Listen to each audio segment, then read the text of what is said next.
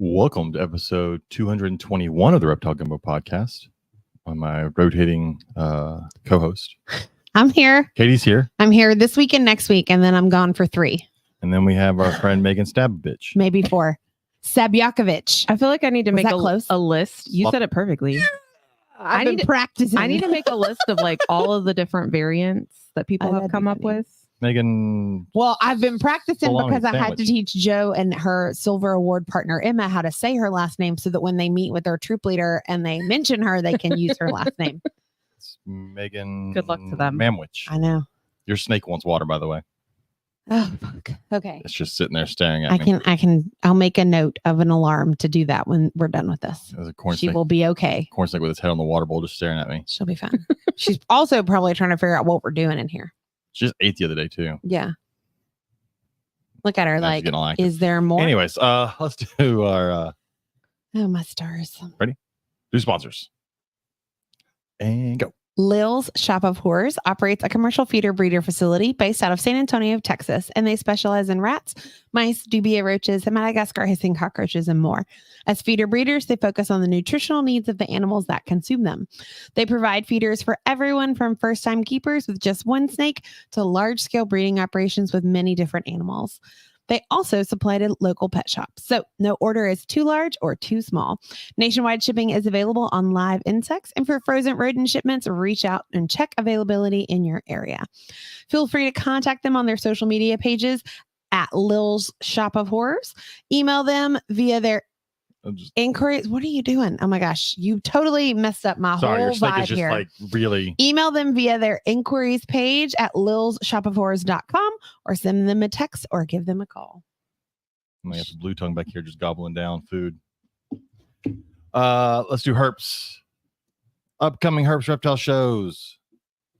We got a little ways out. July 20th, July 21st is Slidell. So if you're over in Louisiana or Mississippi or even Alabama, come on over to the Slidell show. It's a big one. And then July 27th, so a week later, they're still in Louisiana, in Sulphur, Louisiana, which is basically, it's the old Lake Charles show, and it's still basically Lake Charles. It's like an exit down from Lake Charles. And then August 3rd, August 4th is Oklahoma City, Oklahoma show. That's too far away for me to ever go again. I've been once, and I'm good. Corpus Christi, Texas, August 10th, August 11th. Then Bryan College Station, Texas, August 17th, August 18th. Then back to Louisiana for Baton Rouge, August 24th and August 25th, which is technically in Gonzales. It's kind of Baton Rouge. Anyways. And then back to Conroe. We were just at Conroe, but September 14th and September 15th, which we will be there at that one, doing more interviews, which our Conroe interviews will be coming out in like 4 weeks or so. We have 2 episodes from the last Conroe, and we're going to use it while we're on our summer vacation. And one of the weeks while Katie's out of town, I'm going to use it and take a break off. So you get those shows coming up, but we will do some more Conroe interviews September 14th and 15th. For the record, you're going to be out of town that week in July too, so don't make it seem like it's my fault. It's your fault. And then there's a home show for us, which is the Rosenberg, Texas show, November 2nd and November 3rd, which we will be at that one as We well. might be at the Slidell one because we're going to be driving through Slidell that Hey weekend. guys, she's wrong. Don't listen to her. She doesn't know what dates are. She means the Sulphur show. Oh, There we just go. kidding. There we go. Calendars are tricky. Never mind. But we might be at the Sulphur show. That is the one in Lake Charles. We are. Yeah, it'll give us the time to get out of the car and stretch our legs. Uh, To that point, we will have been in for like 8 hours. I'm used to not having anybody to my right now, so it's like trying to figure out where to put my drink, so it's not in Megan's way. But I don't really give a damn about Megan's way. So. I brought cookies. I love how he just like invites me on here I know. only to be mean to me. It was totally his idea too. Yeah, it was. It was his not my idea. idea actually. Oh no, it was Robert's, It was Robert's idea. idea. Oh, that's right. Because It was our Robert's guest- idea. our guest Katie on- love me. Well, our guest tonight is about books, and it's definitely not Robert. So Speaking of though, I have already planned other weekends for us to go to the warehouse sale the first Saturday of month. more books? So we will get together. Yes. Excellent. We for, talked about for everyone this. out there who doesn't realize, she just jumped into a third conversation At from like a least month the ago. fifth conversation. Come She's on. talking about a warehouse sale for books. It's the first Saturday of every month and it's amazing. It's amazing. Katie has a tendency to just jump into conversations that no one else is in and hasn't been in for days. Nobody asked your opinion, James. Last night we're sitting there talking about our guests, and we weren't even talking about guests. That was like We 30 weren't. minutes. It was like 30 minutes it was earlier. only like 10 minutes before, and I was just like, And popped Joe and up I are to just tell watching you TV. information about And her. starts talking about our guests without saying her name. I'm like, what are you talking about? How did you not know that's who I was talking about? because we were watching TV and no one had been talking about anybody else at all. Anyways, having conversations with Katie is, we'll say, interesting. You're the one who married me. Don't remind me. I'm Anyways, having a conversation with my own husband right now. let's see, for updates for us going around before we get to our guest. Yes, Snake is still supposedly pregnant. I don't know when she's gonna ever give birth. I don't know. Technically, apparently, I don't know when she got pregnant, or if she got pregnant, or if she's just got a giant tumor the size of her entire body. She does not have a tumor. She has lots of little bitty tumors inside of her. It's annoying, but trust me, everyone will know when she has babies. Mm-hmm. I got Sambo is breeding, so expect Sambo. I got a bet on when that's going to happen too. It's gonna be when we're out of town. That's when it's gonna happen. I got Samboa babies going. Our Samboa is breeding.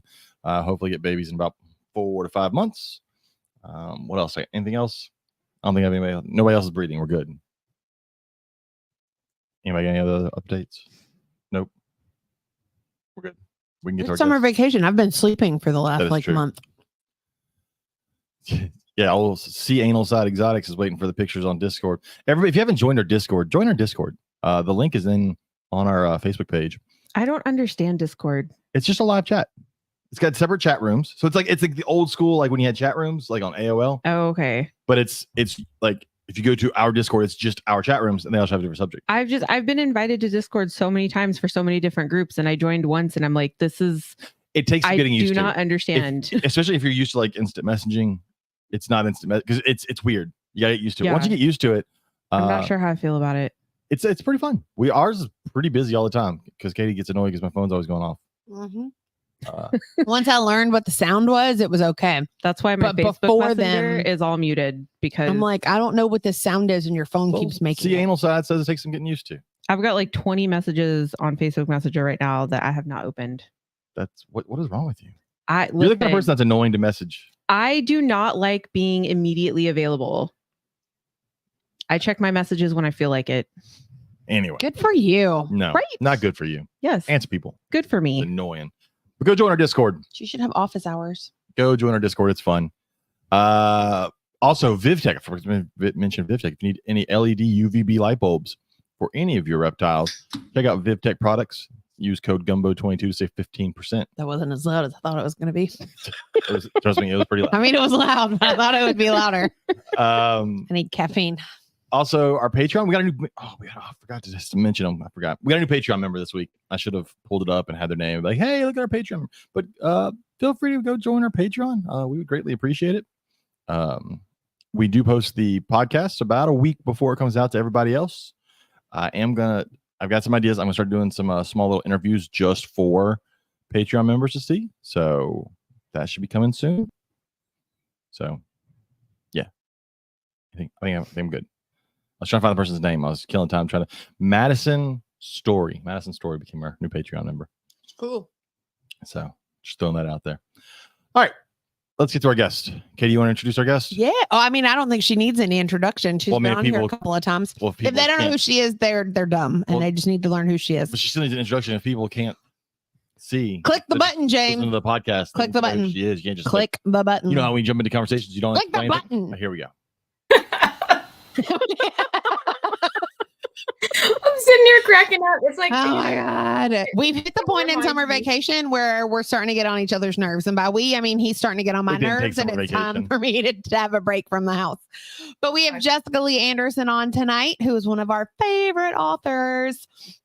And I'm pumped, and I'm so proud to know her. And favorite people ever. She really is. If you don't know who she is, you're missing out on life. Every time I talk to people about her, I'm like, Jessica and her family are literally the sweetest people on the planet, and they must be protected at all costs. And I've never heard anyone say anything other than that. Like everyone who meets you guys loves you because you're awesome. James is going to change that. He's going to change. Yeah. He's a troll. We'll start a trash club. First off, she writes books. Who needs books? Everything needs books, James. You don't know what you're talking about. All these glorious books over here that you've never even read. I've read like 2 of them. You've read partial. I've read all the Samboa books. Skimmed. No, I see a few that would look good on my shelf. I read the Samboa book for sure. This was the summer goal, was to clean and organize. I really want to read that Crocodile Hunter book. Monstrosity of a bookshelf. Do you think he'll notice if any go missing? Yes. Probably because he's weird like that. I moved a figure and he was like, "Who touched my bookshelf?" Oh, I'm I like, would Are too. you for real right now? Craig's asking for the Discord link. Let me go check. I'm pretty sure it's on our Facebook page, and I may put it it may be in our profile on our Facebook page. It is. If you go to the bio on our Facebook page, the Reptile Gumbo podcast, it's on there. And then down on the bottom, do you remember? God, these are so old. These Time Life books. They're like. I remember those. You have like the whole freaking set down here, man. I gotta look for the copyright. It's got to be the 80s. I'm trying to download the Discord app, but the service here sucks. Yeah, it does. You know what? It's because there's a video call going on downstairs and a video call going on upstairs. She's just using her phone service. It does suck here. Yeah. Without Wi-Fi. What do you copyright? It's not in the back of the book. It is for this one. You lie. Oh, 1992. Oh, see. We got the 90s. I totally thought that it was. brings older. me But that back. one's space. That's Space and Planet. So I guarantee Space and Pluto's a Planet? planet in there. Oh, That book's 100%. great. You've got one on the computer Fuck you, age Neil from deGrasse the Tyson. 90s. I bet that's a great one to Which skim one? through. Computer age Oh yeah. from the 90s. That's- I still Not remember much has changed in computers since then.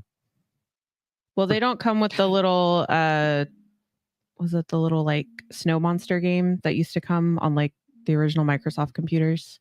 I never had one of It those. was like a ski game. Never had. It was really fun. And then like the snow monster like jumps out and We eats get it. You're you. fucking old. Whatever. Wow. Okay, Grandpa. All you needed was I'm the youngest one in the Minesweeper. I was room. going to say, isn't she significantly younger than you are? Yes. no How old are you?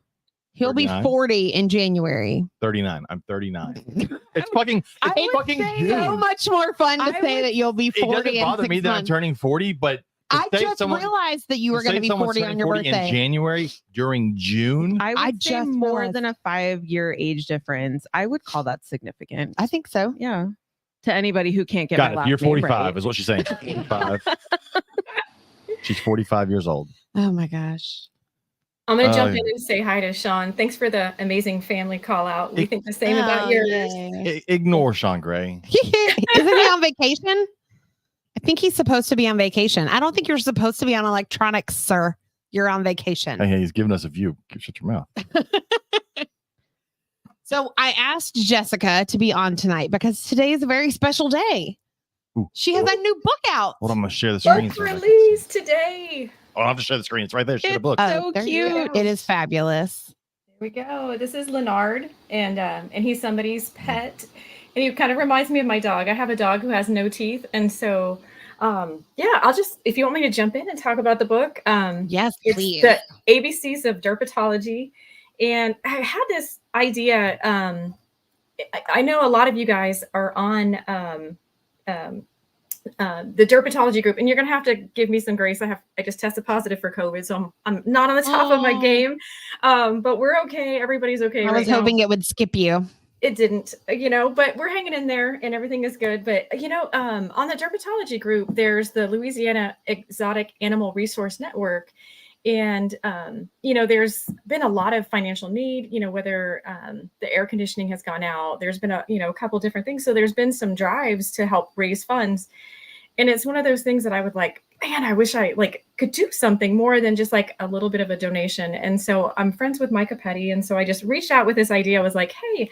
I had just finished the ABC snake book and the ABC reptile book. So I just had these ABC books that I was just For those that aren't watching the video and then Yeah. listening to this later recording, those are great books. They're if you have small children, they use reptiles for the ABCs, but they aren't like the generic ass stuff when you see like A is for, and then it's just like apple, and no one can be imaginative if I have anything else that starts with an A. Like you chose like really cool reptiles and amphibians for this stuff. Our nephew loves it. Oh, so yeah, here's like D is for or C is for coach whip, D is for desert king snake. Yeah, so a lot of details, and I try to pick some high interest animals, and yeah, those had come out, and I was like, Micah, what about doing a derpatology book? And he's like, I don't know how we could make it work, and he's like, I'm really busy, but if you want to kind of think about it, run with it, you have my blessing. And I was like, there was so much that was just kind of out of my wheelhouse that I had to learn. And I was like, okay, well, I'm going to sit on it. But, as a writer, if you have ideas that just keep nagging you, those are the things that you just have to pursue. That happened with my first novel that I wrote 20 years ago. It was just this idea that would not leave me alone. I'd wake up at 2:00 in the morning with almost like passages written out in my head and makes me sound schizophrenic, which I did write a book about schizophrenia too. But that was a long time back. But, you know, it's just like these ideas that just kind of hound you. And this idea just wouldn't kind of let it go.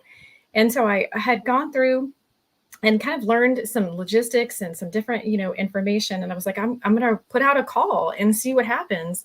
So I put out a call for submissions. I hounded some of our friends. I'm like, hey, send me some, you know, the derpiest pictures that you can find. I know I feel really bad because I kept getting those messages. I hounded you, Katie, and I felt awful because it was star testing, and so like me too. Our and whole house was just completely crazy, and in May, and every time I'd think about it, and then I was like, oh well, that's okay. She got enough, because if she didn't get enough, she would have put another call out for pictures. Well, she put it in the female herp group, and that was like during the time that like I was traveling and we had like the family stuff going on, and I kept telling myself, I'm like, don't forget to do this. And what did I do? I forgot. I did the same exact thing. Like, I'm not going to be a terrible person. No, I was like, I already oppressed. And Craig Randall, hello, Craig. He was on there. I pestered him. I'm like, hey, you know, so a lot of his pictures are in there, and over 500 photos came in. And I believe it was from 79 different contributors. We have contributors. We have some in Mexico, several in Europe. I think one was in Norway. Just all across the world, we had contributors. Cool. And so just like international response that people wanted to share their animals. And it was so fun every day, kind of opening my email, because you never know what was going to come in. And, you know, and it was also really special because I was kind of getting to know several different people in our reptile community, and some of the animals had since passed. So this was a way to kind of memorialize their you know, keep their memory alive. That's cool. Yeah. And then also too, there were a lot of animal rehabilitators that had sent in photos. So there's, you know, just a few success stories. I couldn't really put the success stories in there, but there's like a Savannah monitor that is so elderly, but like had just a really terrible life until this woman just rescued the Savannah monitor. And, you know, in the photo, I just love it. Like, it has this little red bow on it, and you can see that it's got a cataract, but it's just living like the best life. And, you know, dermatology kind of has a mission of just celebrating derpy herps, right? Derpy reptiles and amphibians. And I mean, people got the assignment, and they did not disappoint. And so, you know, I had actually planned on thinking that, you know, maybe it was going to be the name of an animal, whether it was, you know, kind of like in the ABC reptile book, you know, we have, you know, like the plume basilisk. I thought maybe it was going to be kind of like that. But the submissions that came in were so wide and so varied that I had to completely restructure the alphabet, and I did attributes instead, you know, that kind of fit. And in fact, it was supposed to be a 32-page picture book, but there were so many amazing pictures. I was like, this is going to be a 58-page book, and so be it. Like, so I got the go. Okay, so like D is for dashing, and then so you can kind of see like some of these animals that are just completely cheesing it. And it's just so fun too, because it's, you know, pictures that I had a chance to see, you know, that like I had seen some on Derpatology. If you guys are on there, you guys might be familiar with Whale, the mottled rattlesnake, and Whale is featured in this book a couple other times, a few other rattlesnakes, and there's a few wildlife photographers that have their books, their photos featured in the book. Again, sorry, I'm probably not on the best of my game. No, you're doing great. I hate that you ended up getting sick. Yeah, you know, it is what it is. We're just gonna roll with it and stuff. And like, I think one of my favorite photos, I'm just gonna zoom in here, is on the back. Every photo is like my favorite. Like, you know, if you go to the page, like I absolutely love them all. But I love these little, these derpy amphibians. And so like the hope is just to spread reptile positivity. You know, I think a lot of times, you know, whenever I talk about, you know, that I write about snakes or, you know, different things, I get varied reaction. Now, if I'm at a reptile show, like at the herp show, like everybody's like, yay, snakes. But in other times, you know, people are like, oh, it's terrifying. And I'm like hoping to kind of change some of the stigma, especially with young readers. I think that's just so important, you know, just to kind of celebrate the world around them and really enjoy reptiles and amphibians. I've got a 10-year-old kid who is just crazy about reptiles and amphibians. And, you know, we didn't see a lot. We saw some nonfiction, but we didn't see fiction. So that was, I think, we had talked about the Saving Snakes book that had come out a while back, and I still get people that get excited either because they didn't like snakes and they read the book, and then they're like, you know what, maybe snakes kind of have a purpose. Maybe they're not as frightening. I had one librarian who had shared that she had this lifelong complete fear, and she didn't really want to read the book, but she decided she was going to give the book a chance. And then she read it and she's like, you know what, I have a different view of snakes after that. I still don't like them, but I have a different appreciation. And so, yeah, that's kind of the hope. And then the ABCs of Dermatology is going to be a fundraiser for the Louisiana Exotic Animal Resource Network. And so I'm hoping just to kind of, help a community that I love. And I really love being part of that community and getting my, dopamine hits, seeing the derpy animals that are on there and some of the funny videos and everything else. So yeah, it's been such a fun journey. Yeah, I feel like I'm rambling a little bit here. So no. It sounds like with the way that you said you kind of reworked the alphabet to do the attributes instead, that'll actually also be a really great way for school teachers to incorporate it into like lesson plans, because it'll cover, like when you cover those animal attributes, you can also talk about synonyms and you can talk about antonyms and you can use it for character traits and things like that. So there's lots of really cool ways that you can work that into a classroom as well. Katie, I wish you would have been my teacher. I'm always so impressed with the ideas that you have. You're amazing. I wish I had a teacher like Katie too, because I went to a lot of different schools growing up, and I had some memorable teachers, but not good memorable. We talked about this not that long ago when we went to lunch together. Did. Like I have exactly one teacher that I actually still talk to. I still talk to my 4th grade teacher. And she actually sent my husband and I a wedding gift when we first got married. But she's the only teacher that like I ever was able to have like a good relationship with. Everyone else just kind of, I don't know. They just seem like maybe they shouldn't be teaching. I had kind of a hard time. My dad was in the Air Force, so we moved around a lot. So about every 3 years, I had to say goodbye to friends and then make new friends. And so it was always kind of a challenge. I didn't really fit in. So that's why I think I was a reader, right? Because I always found friends in the library and whatnot. But one of the things that, like, when I do school visits and I share with kids, I was actually a struggling writer. I had to take some remedial writing and reading classes. But I think if I hadn't had to do that, I don't know, that would have sparked a love. But it was actually a librarian who kind of made me dream of being an author. Like, she would bring in author visits, and then she would go to library conferences and come back with like the newest Judy Blume book that she hadn't even put on the bookshelf. She's like, Jessica, I haven't put this in circulation, but I think you're going to love it. And I did. So we're talking about I love that. Like, Judy Blume is like, that's my jam. And I actually had a chance to meet her. And so growing up, I had a turtle named Dribble. And so I had this like rock star moment of meeting like one of like the coolest writers ever. And I get up there, I'm going to tell her how profound, like I just really wanted to share how much she changed my life. And I'm just like starstruck. And I was like, I had a turtle named Dribble, and I couldn't even finish. And I was just like, can we take a photo? If you guys know me, I'm very socially awkward. And that was like the penultimate socially awkward moment. My gosh. But I got to meet Judy Blume. So that's funny. So we had back, I think it was in October, maybe. It was either September or October, I forget which, but we did a readathon day at our school, and we invited like parents and grandparents to just come in and like read throughout the course of the day. My mom wasn't able to come over that week. So she was like, well, let me zoom in and I'll read to your class. And I'm like, okay, cool. Just let me know what you want to read. And she's like, oh, it won't be anything you have in your classroom. Don't worry about it. I was like, okay, cool. Because I knew I didn't have to like proof whatever my mom wanted to read to my 4th graders. And so my co-teacher was like, oh, well, you're going to come in. I'm going to come in. We'll just jam both classes in at one time. So we had 45 kids in my classroom. We're all like looking at my board with my mom, and she's reading this story. And as I'm listening to the story, I'm like, where the heck did she find this? And it was something that I wrote when I was in 4th grade. Oh, that's amazing. And I went to a young writers conference over the summer. Like, my 4th grade teacher had submitted some of my work, and I was chosen out of like all these kids in Alabama to get to go because it was being hosted in our hometown. And so like, it was so funny. So at the end of it, I'll have to get you a copy of it and send it to you, Gotta because it's see just, this. it really is a cute little story. Like, I'm just like, man, I can't believe I was like 10 when I wrote that. But afterwards the kids were like, oh my gosh, that was such a cool story. Who wrote it? Da, da, da, da.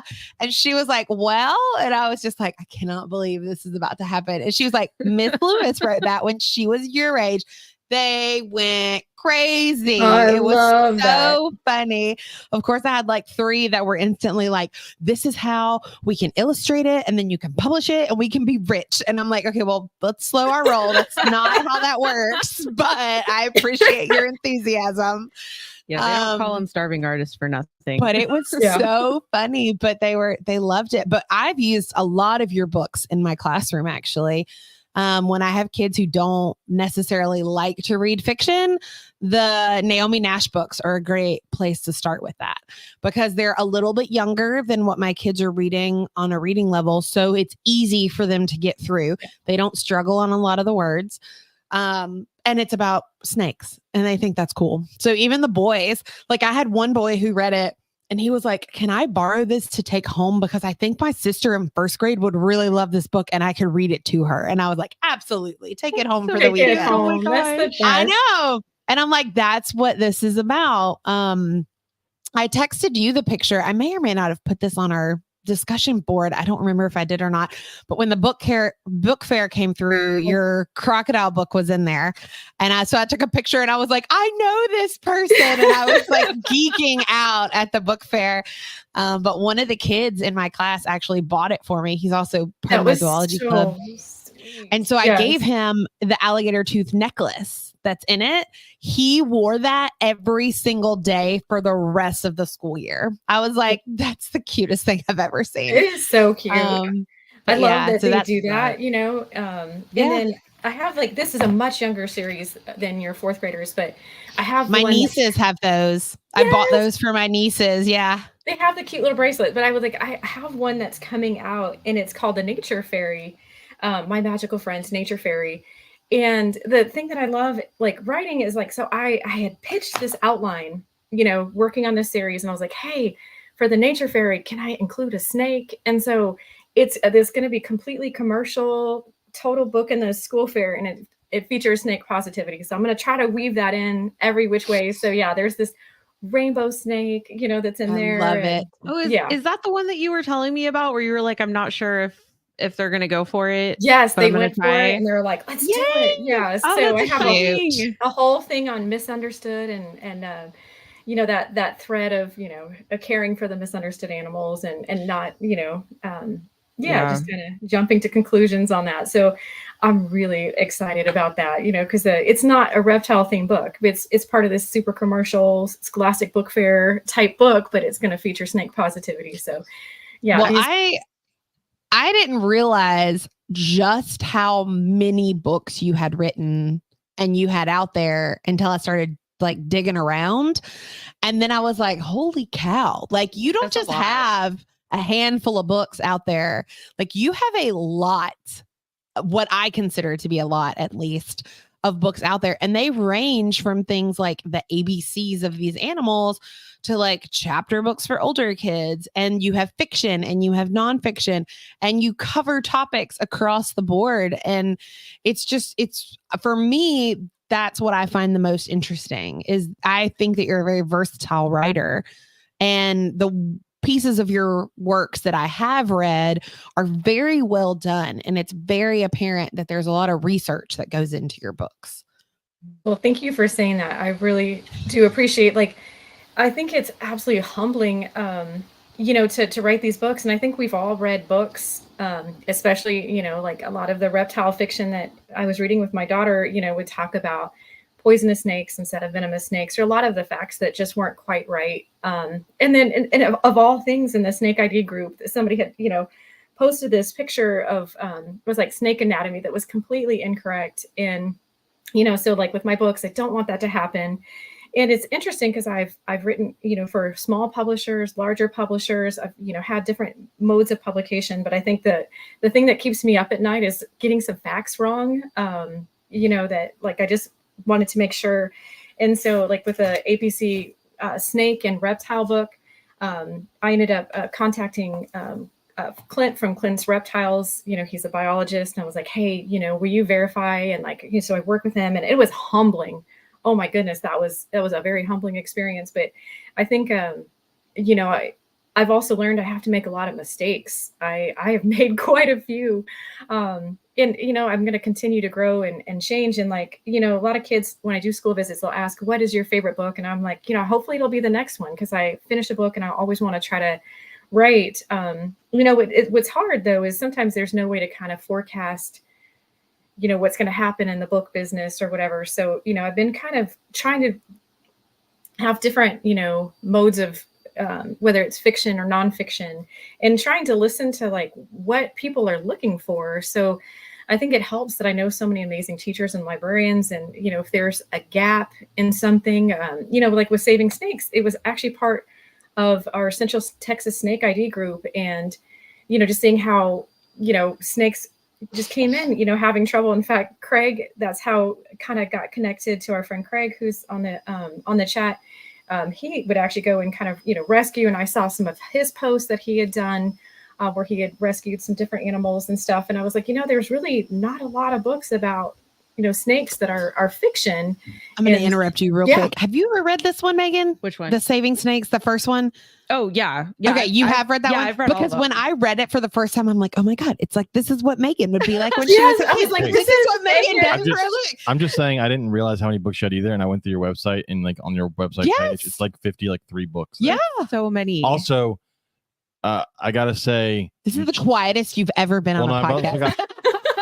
I've also got to say she cheated, because she definitely has a book in there that I would have bought at a Scholastic Book Fair. She put there's one that says Gator Bites. Yeah, that's the one I was talking about. It's got a tooth. Yeah. Did you not hear this entire story No, about I how was Marshall Well, Craig said that our Discord wasn't Marshall working, so wore the necklace every day after I that's gave it to fine. him? Craig's Discord link wasn't working, so it's now working, Craig. You're can go on to a Facebook mission. and go. You got it working. But I was looking at some of the other ones. I have that one in my classroom if you want to read it. There's the ABC Snake. There's also ABC's Pet Care, Rocks and Minerals, Farm Animals, Mhm. National Parks, Sheep. I bought several for my nieces and nephew. Oh and yeah, I I have. bought the ABC Reptile one for my nephew, and it is like his favorite thing in the world. Just think she did an entire ABC book on sheep. Yeah.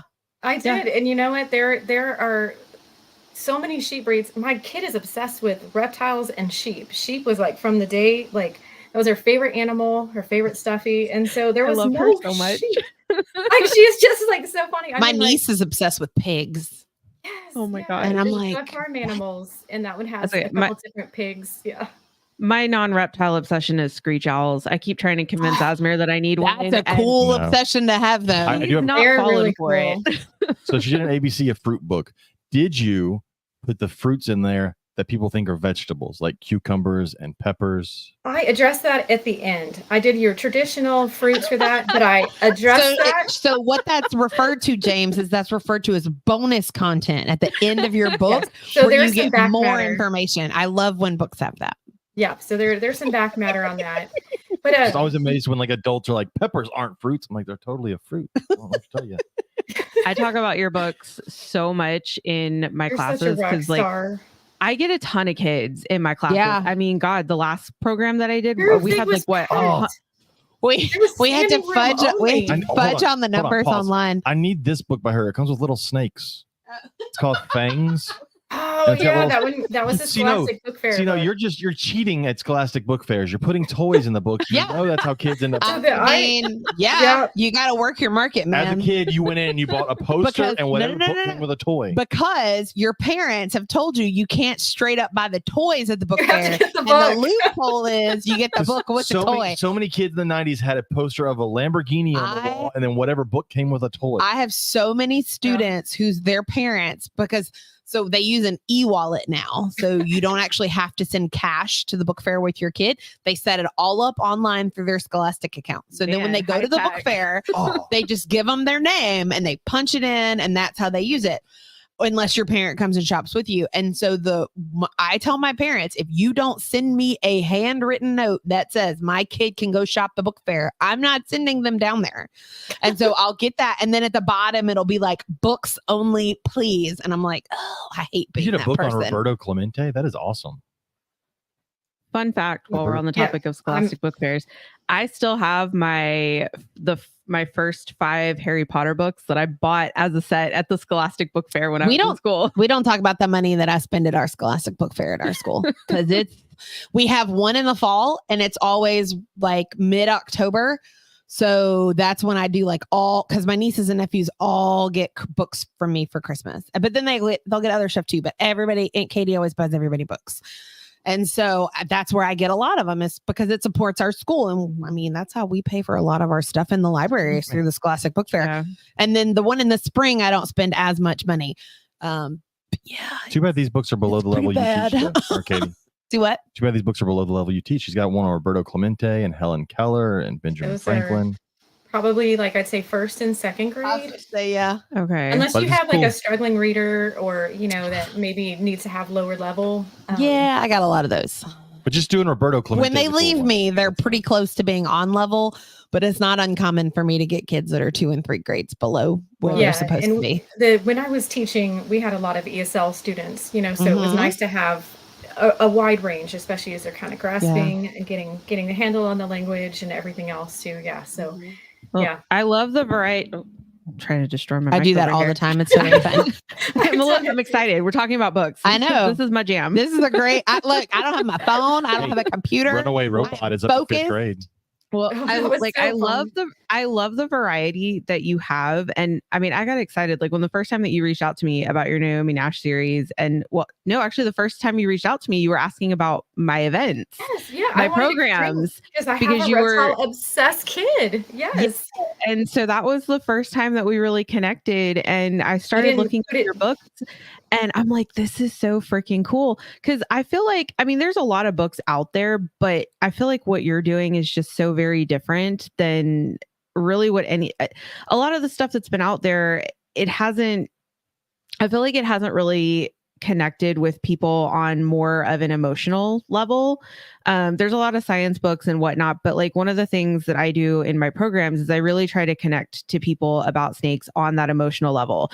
Like there's people out there who don't understand why I name my snakes, but when you have a snake named Norman or Penelope, like it makes them less scary, Yeah. especially That's why everything in my classroom has a name. Yeah, everything has a name. Like it's a lot harder to be afraid of something, that's named Gerald. Yeah. So my corn snake is Luna because she reminded me a lot of Luna Lovegood from the Harry Potters. Like she's kind of crazy for a corn snake. She doesn't really follow the rules and she kind of just like does what she wants. Hold on. What are the rules of a corn snake? Well, you know how some of them are like super active or they'll like try to escape thing. Like that's what she does. Oh my gosh, our corn snake just escaped. Oh. I felt horrible. Like, so I would rescue snakes. And so Ava comes with me on some snake missions. Like just recently there was a little rough earth snake wrapped in somebody's blanket. They just got home from vacation. She put her blanket on and the snake flopped on her and they freaked. And they're like, I don't know how big it is. I can't deal with it. And so we came over, we showed them and we had a good conversation. They're like, that's awesome. I'm not as scared, whatever, but it was still freaky in that moment. And I appreciate that. So like we have a lot of snakes in the house sort of thing. And so my daughter, it's 6:00 in the morning. She comes in the room and she's like, Mom, there's a snake in the bathtub. And I'm like, all right, there's a snake in the bathtub, right? Okay, like let's go deal with it. She's putting on her glasses, turning on lights. I'm putting on my glasses. And then we look and it's actually our pet snake who had been out for 3 days. We didn't even know our snake was missing. I thought our snake was going into shed because when our snake goes into shed, we just won't see the snake for a little while. And I was like, oh, mine does that too. Yeah. So, you never know. That's probably going to work its way into some book somehow, some way. Do you remember we were at the second house we lived at in Louisiana, like the one way out in Pineville? Yeah. And you had like rescued a ball python from the animal shelter or something, like Mr. Wembley had called you. And it ended up in the dishwasher. It was a boa. A boa? Yeah.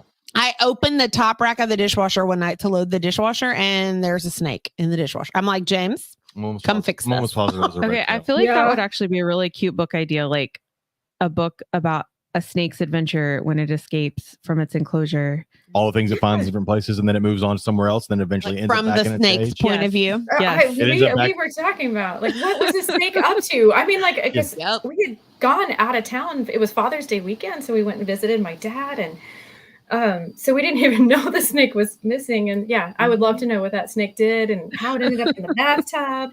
But like Megan, I think you make such a good point, because you do, on a very emotional level, like I think you express just the importance of snakes and their environment, and like in your mission too. Like, I mean, you've gone viral with your videos of just like, hey, like this is a snake stuck in a glue trap, and this is, you know, like, and it's on a very emotional level. Like people are like, okay. And that's the thing, like too, I've had people have gotten rid of glue traps after reading Naomi Nash. And I just got a message from a kid.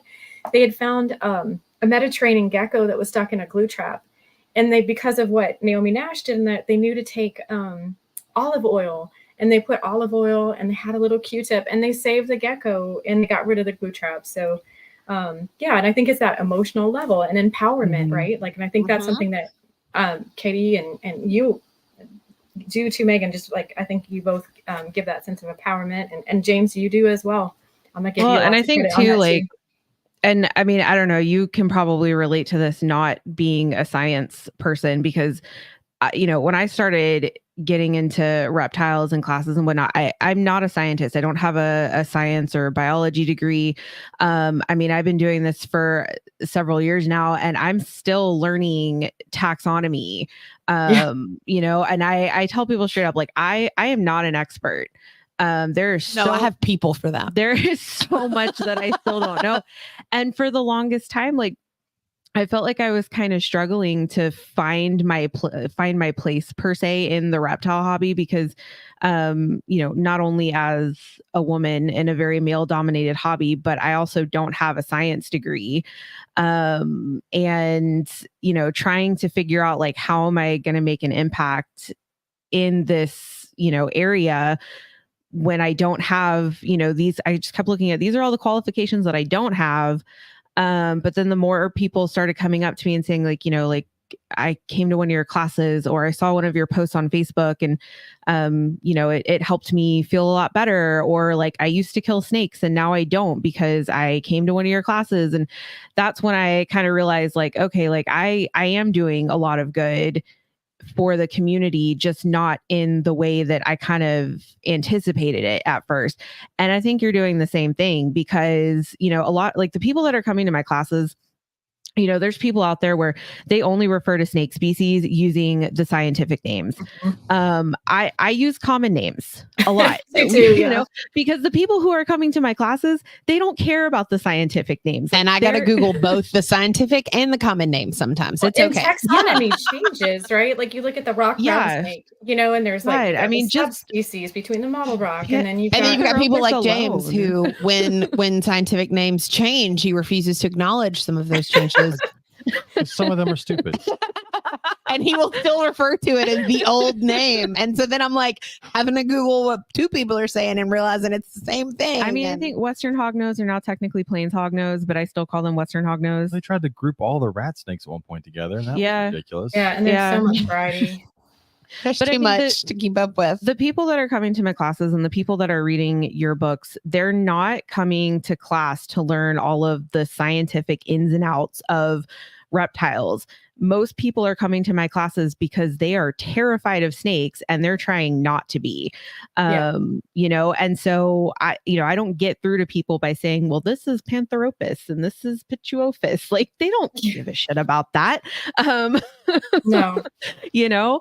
And so I love your books so much, because I feel like it makes learning about snakes fun, and they're relatable. And I love the way that you have connected to the reptile community and how quickly you've connected to the reptile community. Because I think everybody is amazing. I mean, I got my first email from you, I think, at like the beginning of last year. And then, like, not long after that, Katie comes back from the Austin Herp show, and she's like, I met this really awesome woman at the Herp show, and we were talking about you. So I walked in the door at that show, and like 7 vendors were like, whoosh, you have to go see this person. You're going to love her booth. She has books. She's totally you. Well, Robert like walked me over. Yeah. And then Paul was there. Well, that's when Paul commented on the post for this. He's like, the book lady. Yes, he loved the book lady. Paul. Yeah. And he had told me, and the Reddies had told me, and then the Sampsons were like, you got to go check out these books. Like, everybody who knew me was like, you need to go be friends with her. I have people that didn't wind up getting to come to Reptile Day last year that they found out you were there and they're like, oh my God, my child loves these books. And I'm like, well, you should have come to the event. You could have got I'm one gonna signed be and met there the author. in October. I can't wait. I know. Girl, Yeah. I'm telling planning. everyone. So I'm planning on my zoology club. I think what I may do is get you to like zoom in and do something with the zoology club in like September. So then I can be like, hey, if you come in October, your parents bring you to this event right down the road from your house, because I teach in the neighborhood right across the interstate from where the event is happening. So like my kids are right there in that neighborhood. I'm like, then you can meet her. And that would be like a really cool way to tie in. I feel like we need to plan for next year, like some sort of like snake program author co-event or something, because I love that. Jessica, I'm telling you, like I am slightly concerned for the League City class, because the Santa Fe class was like, it needs to be when is multiple. this one? 200 people. It needs to be multiple. You need to do multiple sessions in the day if you can. I'm gonna have to. League City is July 10th. Yeah, I'm not here. So a friend of mine is actually coming down from Grand Prairie to help with my event on the 10th and the one on the 13th, because I've got one in Meridiana on the 13th. But I feel like I am going to see if there is an additional person who would be interested in helping, because the Santa Fe class, like I am so glad that I had 3 of y'all there, instead of just me or just me. That was an awesome turnout. I mean, that was beyond what I was expecting. Well, and even the woman was like, we have to fudge our numbers because we're not supposed to have more than this many people in this room. She was like, they just away. Like they kept coming in. Lainey actually tried to come with her boys. Lainey. I mean, I won't be contagious by then. Hopefully, I will not be contagious. But my friend Craig, he's done some different programs with me, and so I was actually at a Comic-Con, and like of all things, I was like, hey, can we do a snake program? She's like, absolutely, yes. And so my friend Craig brought his animals in. His daughter was there. His wife is amazing and was there. And Wendy, it's like we're just like, and these kids were just like having moments, and it was on a very like again the emotional of having like a chance to like see this very like amazing creature just wrapping around your arm and like having that close encounter. I think people have a different experience and see animals, and especially reptiles, in a different way to kind of appreciate. And I think we were talking about relationships, and I think there's just something really special I think about people in the reptile community, but also like for different snake relocations. I mean, like I went and I got a call about an injured coral snake, and like I show up, and the snake wasn't anywhere to be seen, because there's a rehab place that I was just planning on taking the snake and going to rehab. And like, and these people were just like absolutely terrified, and like had this great conversation. And meanwhile, like, I have a daughter who's medically complex, and they're like, we raise service dogs. Is that something you'd ever be interested in? My daughter's like, that was something that we had looked at, but like, that wasn't even like something that you can afford, because some of it is like so expensive. Like, we have grants for that. I'm like, it's all because of a snake. And I'm going to brag on Craig again. I mean, he actually auctioned off a snake to help with some components of our daughter's wheelchairs, so we can go actually herping. And, some of the stuff is, she's ambulatory, all of that, but her condition, her muscles just cause a lot of pain and, fatigue if she's really super active. And so now like she's got this like free wheel that can go off trails, and so we can go do some herp adventures and stuff. And I'm like, it was because of a snake that happened. So like, I feel like I want to write a book with the title of Because of a Snake, or something like that. You seriously have like autobiography. I feel it coming. Oh yeah. I was saying, you seriously have like the coolest kid. She is an awesome kid, and she really is. What I love too is just like, I mean, she's so active and like she like does stuff with you, but I mean, she just does things independent on her own too, because she wants to help. And I love seeing kids get involved like that. Even the ones like, one of my favorite things about, the kids who do, either like come to the programs or they come to like the big events or whatnot, is that usually the kids wind up being braver than the parents. But they see their kids warm up to the snakes, and then the parents are like, oh, maybe this isn't so bad. And then the parents become brave. So like we usually think about, we're the ones teaching the kids and the parents are the ones teaching the kids to be brave. But I find when it comes to animals, particularly snakes, it winds up being the other way around. I can't tell you at the Santa Fe class that we came and helped with, I can't tell you how many parents would just be like standing kind of like in the background. Yeah. And I'd be like, oh, well, like, is that your mom over there? And they're like, yeah, she doesn't really like snakes. I'm like, well, then you need to go home and you need to do something really special for her. Because sometimes when parents don't like things, they won't bring you to workshops like this. I heard you say that. And I was like, wondering who and you were she talking brought about. you. So that's really special. And you need to like make a big deal about how cool it is that even though this is something she doesn't like, she did that for you. Like, that's like, my mom is terrified of spiders. I didn't even know she was afraid of spiders until I was like 16. Because we went to all those shows, and growing up on the Gulf Coast in Alabama, we went to a lot of programs like the Sea Lab and the Estuarium, and there were always horseshoe crabs. Well, horseshoe crabs are in the arachnid family. I never thought anything of it. My mom was always in the back, like by the door. And she would laugh like after, we realized that it was a fear that she had. She was like, well, yeah, I could just leave y'all. And I was by the door there. I could make a quick exit if it got away. And I'm like, what the crap, Mom? Horseshoe crab. She was like, yeah, but you were safe. There were other adults in there that would have wrangled whatever critter got loose. And I was not going to have a heart attack in the room with y'all to witness. So it was fine. But like, we never knew because she still took us to all that stuff. Or like, I remember when I was in the 4th grade, we went to the New Orleans Zoo for a field trip. It was the first field trip my dad ever went on with me because he had just retired and he was our chaperone. Terrified of snakes, like did not like them at all. Still took us through the reptile house. One of the girls that was in our group, also terrified. He like carried her through the exhibit with her head like buried in his neck so she didn't have to look at anything, because me and my other partner wanted to go through. And he was like, it's 2 against 1, kid. We're going to suck it up and we're going to go through and we're going to be just fine. And he like, we went through and then we all got ice cream and we were done. Like, I had a Facebook memory pop up today from last year. And this is one that like, I will always remember this. And I will always tell people about this because most people, they don't know why they're afraid of snakes. They don't. I mean, there are sometimes, people can say that, they had like a specific experience. And so that's what caused their fear. But I found that most of the time people have no idea why they're afraid. It's just they're learned behaviors. They've heard, bad information, or, kids hate them because their parents said that they were scary. And I was doing a market last year and there was this little girl there. She was maybe, I don't know, 7, 8.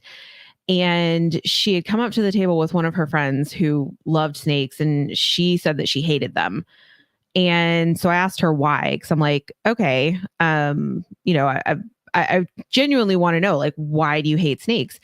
And she didn't really know. She didn't have an answer for me. And so I was like, okay, I'm like, I can work with this because it's probably, a fear.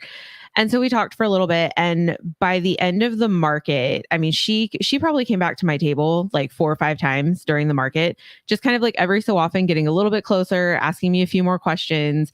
And by the end of the market, this child, not only she held a snake, she was so excited. She kept running over to her mom, who was another vendor, like telling her that like she needed to invite me to their homeschool group. And I mean, it was just the best because I mean, it's so common. You get people that are just, they're scared and they don't know why. And, so having your books, and especially given that they appeal to a wide variety of ages. Right now, my nephew, he is going to be turning 3 this year, which I can't even believe he's already about to be 3, but he's loving the ABC books. And I cannot wait until he's old enough to start reading the Naomi Nash books, because there's just nothing else really out there like it. And, I love that. I'm actually starting to I'm working on a board that I can print off with QR codes for like all of my favorite reptile books for different ages. So that way, when, people come to events, they can just they can see the books there on the table. And then they can just scan the QR code and go, either right to your website or right to an Amazon page and just order the books right then and there. So they're fantastic. Literally, like I don't even know how you found my information, but best twist of fate was getting that email from you. That was so cool. Yeah, because I mean, I was ready to take a road trip with my girl, like, because she's so into snakes, and then like, but I was like, how can we make this work? Yeah, I mean, and I think, yeah, it's always such a small world and how things kind of connected like that. And I think what's fun too is, like I had this mom with the ABCs of dermatology. She had contact and she's like, I cannot wait. She's like, I have a teenager, and he's on the spectrum, and there are not a lot of books that are super visual that would kind of keep his attention. And she's like, this is like a book that's kind of custom almost for him. And like, so I hope that it's going to reach different readers and, and have, a wide variety, because you just never know. And I think half of the success of any author is really just how people champion, the author's work. And so like, I feel like I just hit the jackpot with like connecting and creating, such awesome friendships, because I think that makes it such a world of difference. Mm-hmm. Oh yeah. And I get excited every time like I stumble across a post where like somebody's commented about your books. I'm like, that's my friend. Go I know. friend. That's why I went to the book fair. I was like, oh my gosh, I know her. And my kids were just like, what is wrong with you? And my librarian is like doubled over laughing at me. She's like, you know everybody. I'm like, I really don't. I just know her. I'm waiting for the day that I get the phone call that my nephew finally starts asking for a pet snake. And I know that it's going to be blamed on me, but I am going to blame it on Jessica. That's so funny. Yeah, you feel like it's her book. Blame it on the books. It's because of her books. I don't know. Don't know what to tell you. That's so he's a reader. So our question that we asked on Facebook this week was, go ahead and read it for us, James. Since you've been super quiet this episode. I've been doing work. Been doing podcast stuff. This is, what do you look for in reptile themed books when buying them? Because I know I have very specific things that I look for. You just kind of like look at things and then buy them. As long as it doesn't say poisonous. Yeah. And then like Jessica was saying, like she'll have ideas that pop in her head, and then depending on how detailed it gets in her brain will be whether or not it becomes a book and things like that. And I know oftentimes you end up at half price books right before Megan ends up going, and you always steal the stuff that she would normally buy. I know if it never fails. I know if I go there and the shelf is looking empty, I'm like, damn it, James has been here this I week. love getting the old reptile books. Yeah. So tell us what our listeners think. So my dad said very few words and lots of pictures is what he looks for. Yeah. I think the ABCs of dermatology. The ABC of dermatology is perfect for him. We need to get him a copy. Yeah, that may be maybe above his reading level. Our buddy Nathan Holcomb said he likes pictures with names and plenty of info, similar to the Audubon field guides, but he doesn't mind them being together. I like the Audubon field guides because of the pictures. I don't like field guides that are drawn in colored pictures. I hate those. Because not a fan. Well, that was the first time I saw a buttermilk racer in a book was in one of those. And it's like, there's no fucking thing as a blue snake. Like, I need a picture of a blue snake. And then when I first saw a buttermilk racer, I was like, oh, they are blue. So drawn colored pictures just don't seem to do it for me. So you want like actual photograph. You don't want like a hand drawn Audubon will give you multiple pictures of the same species, especially if they look different. I just question how accurate the hand-drawn ones are. Like, that's always my concern. Like, a lot of the older stuff, they're hand-drawn. I'm like, how accurate is this information? I also like Audubon because they tend to split stuff by color. Like, especially like the bird book is done completely by color, and then reptiles are done by color, and then also by like body shape and type. So it just makes it easier. Our buddy Drew Schultz over at the Learning Zoo said, depends on what genre. I love the science adventure style books. Dragon Songs by Vladimir Dinets is a fan. He went like hardcore, like dragon fantasy book when he gave us his answer. He's a weird guy. He's a great guy. He said it's fantastic if you haven't read it yet, but more up-to-date science is great, even if it can be a little dry. Scientific papers about the diet or behavior of certain species are usually his go-to if he wants, if I want to do that kind of research.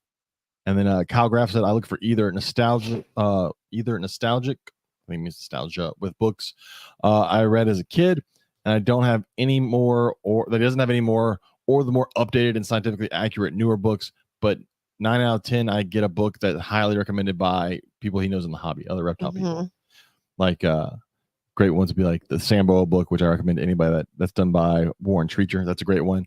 Or now the more complete carpet python book, which is done by holy shit.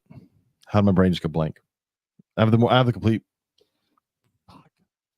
He's been on the show, and I talk about him. God, this getting old thing sucks. Justin. Not just Julander. No. Well, Julander helped with it, but it's also Nick Mutton. Jesus Yes. Christ. Why do you have a field guide for butterflies? I think it was at half I just price. looked over at our shelf and there's a Texas field guide of butterflies on his shelf. I want the carpet python book, and I want the one that they did for children's pythons. I just haven't worked it into my budget. That's Julander, I think.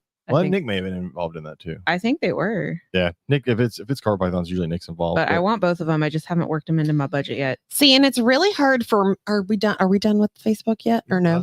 I like the Marco Shea Book of Snakes. The big Marco Shea Book of Snakes. That is one of the best. That's an awesome books one. I have ever purchased, and I love that one because that one I feel like it's a nice balance between science and layman's terms. So if you're not somebody who understands all the super sciencey terms, like it's hard for me to read those. You can still get through this book and understand what's going on. Because I was that person 20 years ago that wouldn't walk into a room that had a snake in it, even if that snake was in a cage. Yeah, which is odd now. Because you're doing a podcast with a snake literally right there. I know.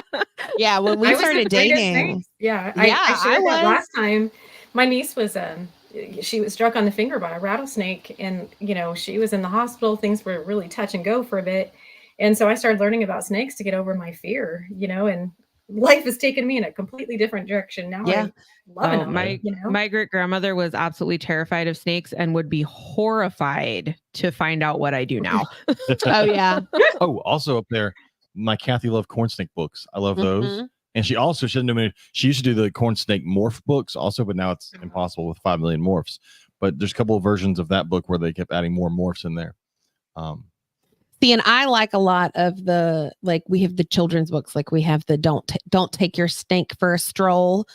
And it talks about, taking your snake for walks. And then we have Harvey's Horrible Snake Disaster, which is about a boy who takes his class pet home and it escapes. Oh, I have Pythons of Asia and whatever. That's done by the Bakers. Barkers. You can't have a book collection without Eric Carl's The Greedy Python. Love Eric Carl. So we have a bunch on this shelf. We actually have a bunch. Hungry Caterpillar one. Yes. And Brown Bear. What was that other book? The crocodile under his bed, crocodile under my bed, or something like that. Do you know which one I'm talking about? There's Lao Crocodile. Yeah, and there's also the Christmas crocodile. Yeah. No, it was one about a crocodile under his bed, and he tries to feed it a peanut butter and jelly sandwich.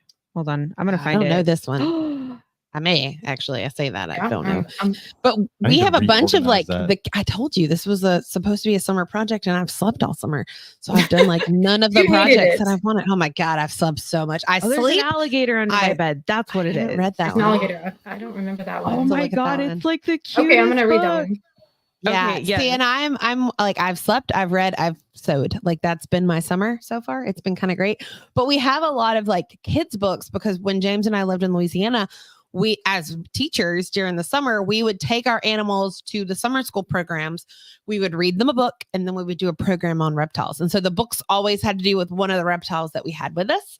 And then depending on what age group we had in the program, we would either read for a kindergarten level book or an older kid level book or something like that.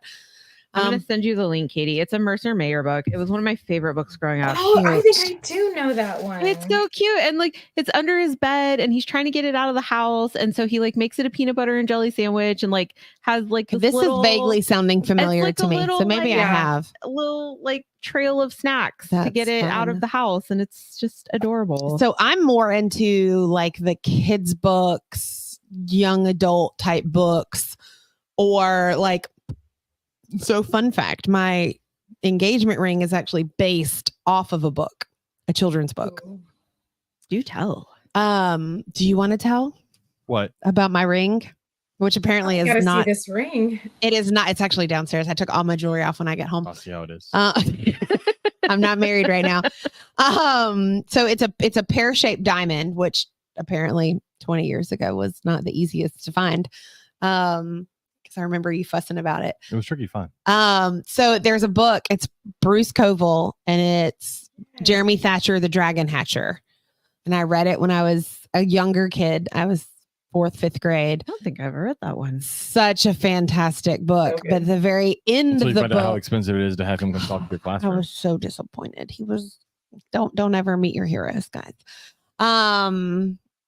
Yeah, I was so I don't know what I was expecting, but I was not expecting anyways. So at the end of the book, when the dragon cries, she cries a diamond in the shape of a teardrop. And I'm like, this is what my ring will look like whenever I get married. I don't know when I will get married. I don't know if I will get married, but I will own a teardrop shaped you mean diamond. the second time you get engaged? Shut up. You won. Okay.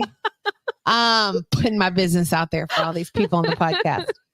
But anyways, and most people, when they have a pear-shaped diamond, they'll wear it. So when they show their hand, other people see the pear shape. I'm like, no, when I look at my hand, I'm going to see the teardrop. So I actually wear it backwards compared to most people. But yep. Is that really how you're supposed to wear? Well, when you show someone your jewelry, it should be it's for me, them. not for them. That's how I feel about it, but anyways. Digress. So when I look for books, I'm either way on the fantasy side, or I'm looking, what can I incorporate into my classroom? I mean, I don't have children, so I'm not really looking too hard at children's books. But Katie was looking at children's books before she had a child. Always been my favorite. It's a great genre, happy endings, and everybody wins. When I look at kids' books, because I mean, my oldest niece is about to turn 15, but then my other niece is 8, and I have a almost 3-year-old nephew. And so when I'm looking at books for them, I want stuff that's going to be fun and engaging. And, especially if it's reptile books, I want cool pictures. Mm-hmm. And, if it's a non-sciencey book, I want cool illustrations or cute illustrations. I want them to be, factual and positive, because we've already got enough negativity towards reptiles out there. So I like super positive, cute stuff. And then, I mean, we were talking about, the Book of Snakes by Mark O'Shea is one of my favorites. I like stuff that's kind of that in between, sciencey and layman's terms. Cause if I have to read a paragraph more than twice and still not be able to understand what's in it, I'm not reading your book. Yeah, exactly. I'm not, it's not going to hold my interest. I just read a book, Jeff Corwin. I totally blanked on his last name. He wrote a book called 100 Elephants. And it's basically about how he got into conservation and how he got into and became, I guess he's still big is Jeff Corwin still big? He? Okay. He still has TV shows. I mean, I would, I don't have cable, so I don't know what's on. Jeff Corwin is a big name in the conservation field. What? Gotta do that in you. I don't know what butterfly. Come on. Sorry. But it was a really interesting book because it talks about how everything out there, and he talks about a variety of species of animals in his book, but he talks about how everything out there, a lot of it is just because people misunderstand things because of fear. Mm-hmm. And so I feel like at the base of everything, if you can get past the fear, and that's, again, it goes back to these books that you've written and these books that we've read. That's what it's doing. It's educating people and teaching them that there's really nothing to be afraid of.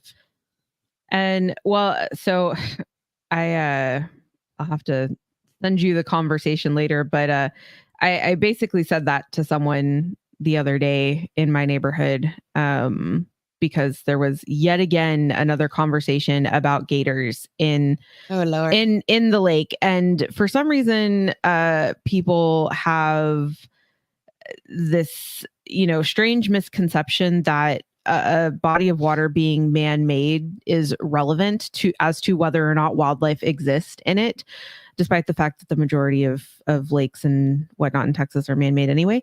All but one. There's only one natural lake in all. Yeah, that's what I thought. And he's definitely one of those where he's more interested in being right than actually learning something. And so, I told him I'm sure his head exploded when he read this, but I told him that it was okay to be afraid of gators because, I mean, that's kind of what I was gathering. Like, if you have an issue, like obviously, like there's a fear there. So I'm like, it's okay to be afraid of gators. And I, mentioned we fear what we don't understand. And he didn't really like that very much because it was a cliche. It was cliche and a blanket statement. And I'm like, okay, well, it's true. It's true. It's cliche for a reason because it's true. Mhm. And I have never had anyone leave one of my classes or read a book that I've recommended and come to me after and say, you know what, this sucked and I feel worse about them now than I did when I started. Yeah. I can't say that I have either. And I have students. Our field trip at the end of the year was at the George Ranch Historical Park. And so there's like houses from the 1800s and the 1900s. And there's, you take these tours and you learn how people lived in the early days of Texas and things like that. But in the log cabin location, they have chickens and they have pigs. And so the guy, when my group was there, he was like, well, I need somebody to go collect the eggs. And so like, he's like, your group's been awesome. Can I like have somebody go do this? And I have one girl in my class. Both of her parents actually went on the field trip with us. Girlfriend is terrified of everything. But in my classroom, she has learned to overcome a lot of those fears because I have so many animals in my class. Not only did she go collect the eggs, but then she held one of the chickens to take a picture. And her parents were like, what have you done to this kid? Like, she never did any of this before you, Miss Lewis. I'm like, she's learning that with me. If I truly didn't think she was safe, I would tell her, hey, this is not safe. We need to back up. But she knows now throughout the year that if Miss Lewis says, hey, you're safe, then, hey, I'm safe. This animal's not going to hurt me, I was out of town a little bit earlier this year, and it never fails. If I go out of town or, if I'm doing something else, I always wind up getting a snake call every time. It could be weeks since I've gotten a call, but the minute I go out of town, someone needs me. Mm-hmm. And it just so happened, like I don't remember what it was, but I think y'all were out of town for an expo. I know nobody was available. Oh, we all were. We were all out of town that weekend. All of us were gone. That help out in our local group. Not good planning on our part, but. And the snake was on a glue trap, and I was so worried because this person kept talking about their neighbor, and I was like, do not let your neighbor touch it. I was so worried that anytime somebody says like, oh, my neighbor's going to help, like I'm always worried that their neighbor is going to help in a way that we don't want them to. Right. And so I reached out to a couple of my friends in the neighborhood because I was like, okay, who loves me enough that I could like talk into going and doing this? And so I reached out to my friend Chat, and I was like, I need a massive favor. And I'm like, Pause. There's a super worm beetle in your gecko. That stupid thing burrowed in the cork on top of his thing. And it is hatched out as a beetle. Damn it. Okay, I'll take care of it later. Anyway, it just I've been waiting on it to hatch so that I can remove it from the cage because there was one superworm that he didn't eat. And then I saw like the cork bark, like pieces on the bottom of his cage. And I'm like, oh, it's burrowed itself in this cork bark. I didn't think this through. And well, I was like, I'm like, I don't need you to do anything with it. I said, I just need somebody to go get it and put it in a box, a cardboard box or something, and stick it on my porch. I'm like, I will be home tomorrow night and it'll be fine until then if somebody can just like put it somewhere safe. And one of my friends who, this woman, she used to not even be able to look at snakes. She still has sort of a fear of them, but she's more comfortable around them now. And she got up and she and her daughter went and got it, and they got it in a tub for me and kept it safe and stuff like that. It makes me so happy because, a couple of years ago, I don't think that I could have paid her enough to do that. It was also mentioned that it helps that they, have a lot of love for me. One of my friends at one point, she messaged me. She was like, Megan, you're making me feel bad for snakes. What is happening to me? I was like, my evil plan is coming together. I love it. I just gotta say, where is Steve at? What's Steve? I'm missing a Steve Irwin. No, There's not. 3 Yeah. Steves. There's 4 Steves. And I'm missing Steve with Suey. Steve with Suey. I think he's behind I think he's under your Gila monster. that, or he's up top, still in the box. No, he's not still in the box. I took all. You the took Steves all out. the Steves out of the They box. were never going anywhere else but my house. There was no reason to stay in the box. Okay. There's 4 Steves. He's up there somewhere. I promise. I haven't for taken those that don't any know, of your Steve. It's the pop. It's What are they? we have called? all the Funko Pop Funko Pops. Steve Irwins. Oh, that's the Because there's coolest. 4. And just for the record, the sea turtle was the most expensive one that I bought for you because it was the hardest to find. Oh my god, there's There's one with a sea turtle. one. There's one of him The crocodile. with the Amazing. crocodile. Snake. And then there's one with him with the And snake. then And then there's the Suey. one with him and the dog. Oh my god. Suey. I need the snake and I need a sea turtle one. How, but these, when did obviously. these come out? Few We've years had them back, for a yeah. few years, yeah. And they, of course, they didn't all come out at the same time. They all came Of out course not. different. But I have but all 4 of them, and I've got to find Steve with Suey. He's I on wonder the how much shelf they cost. somewhere. I promise. He's over there somewhere. Every time I go on a Oh, call and I so- just pick up the snakes, the homeowners look like they're about to shit So themselves. Craig in the chat says he got a call for a rattlesnake in a garage. When he got there, it was a diamondback water snake. He forgot to tell them when he picked it up with his bare hands. He said, "You've never seen 3 grown men jump." Oh my gosh. they look at me, they're like, "You're just gonna pick it up?" And I'm like, "Yeah, Yeah. like, pretty much." Yeah. I had a rat snake call the other night, but it was one of those like 2-story entries going into their house, and it was like hanging out in a bird's nest. And so I had to get on the ladder and use my longest hook to get it down. And I thought the homeowner was going to crap themselves because he like got on the hook, and then because of the angle, he winds up sliding all the way down onto my arm. And we just kind of stared at each other like, "Hey, how's it going?" Yeah. And the homeowner, like, I think all the color drained from their face. we have found 2 on campus at my school. And they've both been like smaller than the palm of my hand. They've been like little rough snakes. I like earth snakes or whatever. release snakes in the creek area behind the school all the time. Yeah, I mean, that's where it is. And it's always like after the mowers come through. Like there was one that got into the bathroom right outside of the playground, and one of our Mhm. pre-K teachers was like, "Hey, I put this in a cup. I'm gonna go release it outside." I'm like, "Great job, I'm proud of you." Like, Yeah. Oh, and then the other one, like there was one kid who was standing with like her arms in the circle at the playground, and then I see like 4 children running at me, and I'm like, "Oh God, what's happening?" And she's just like moving in a weird circle, and I'm like, "What is she doing?"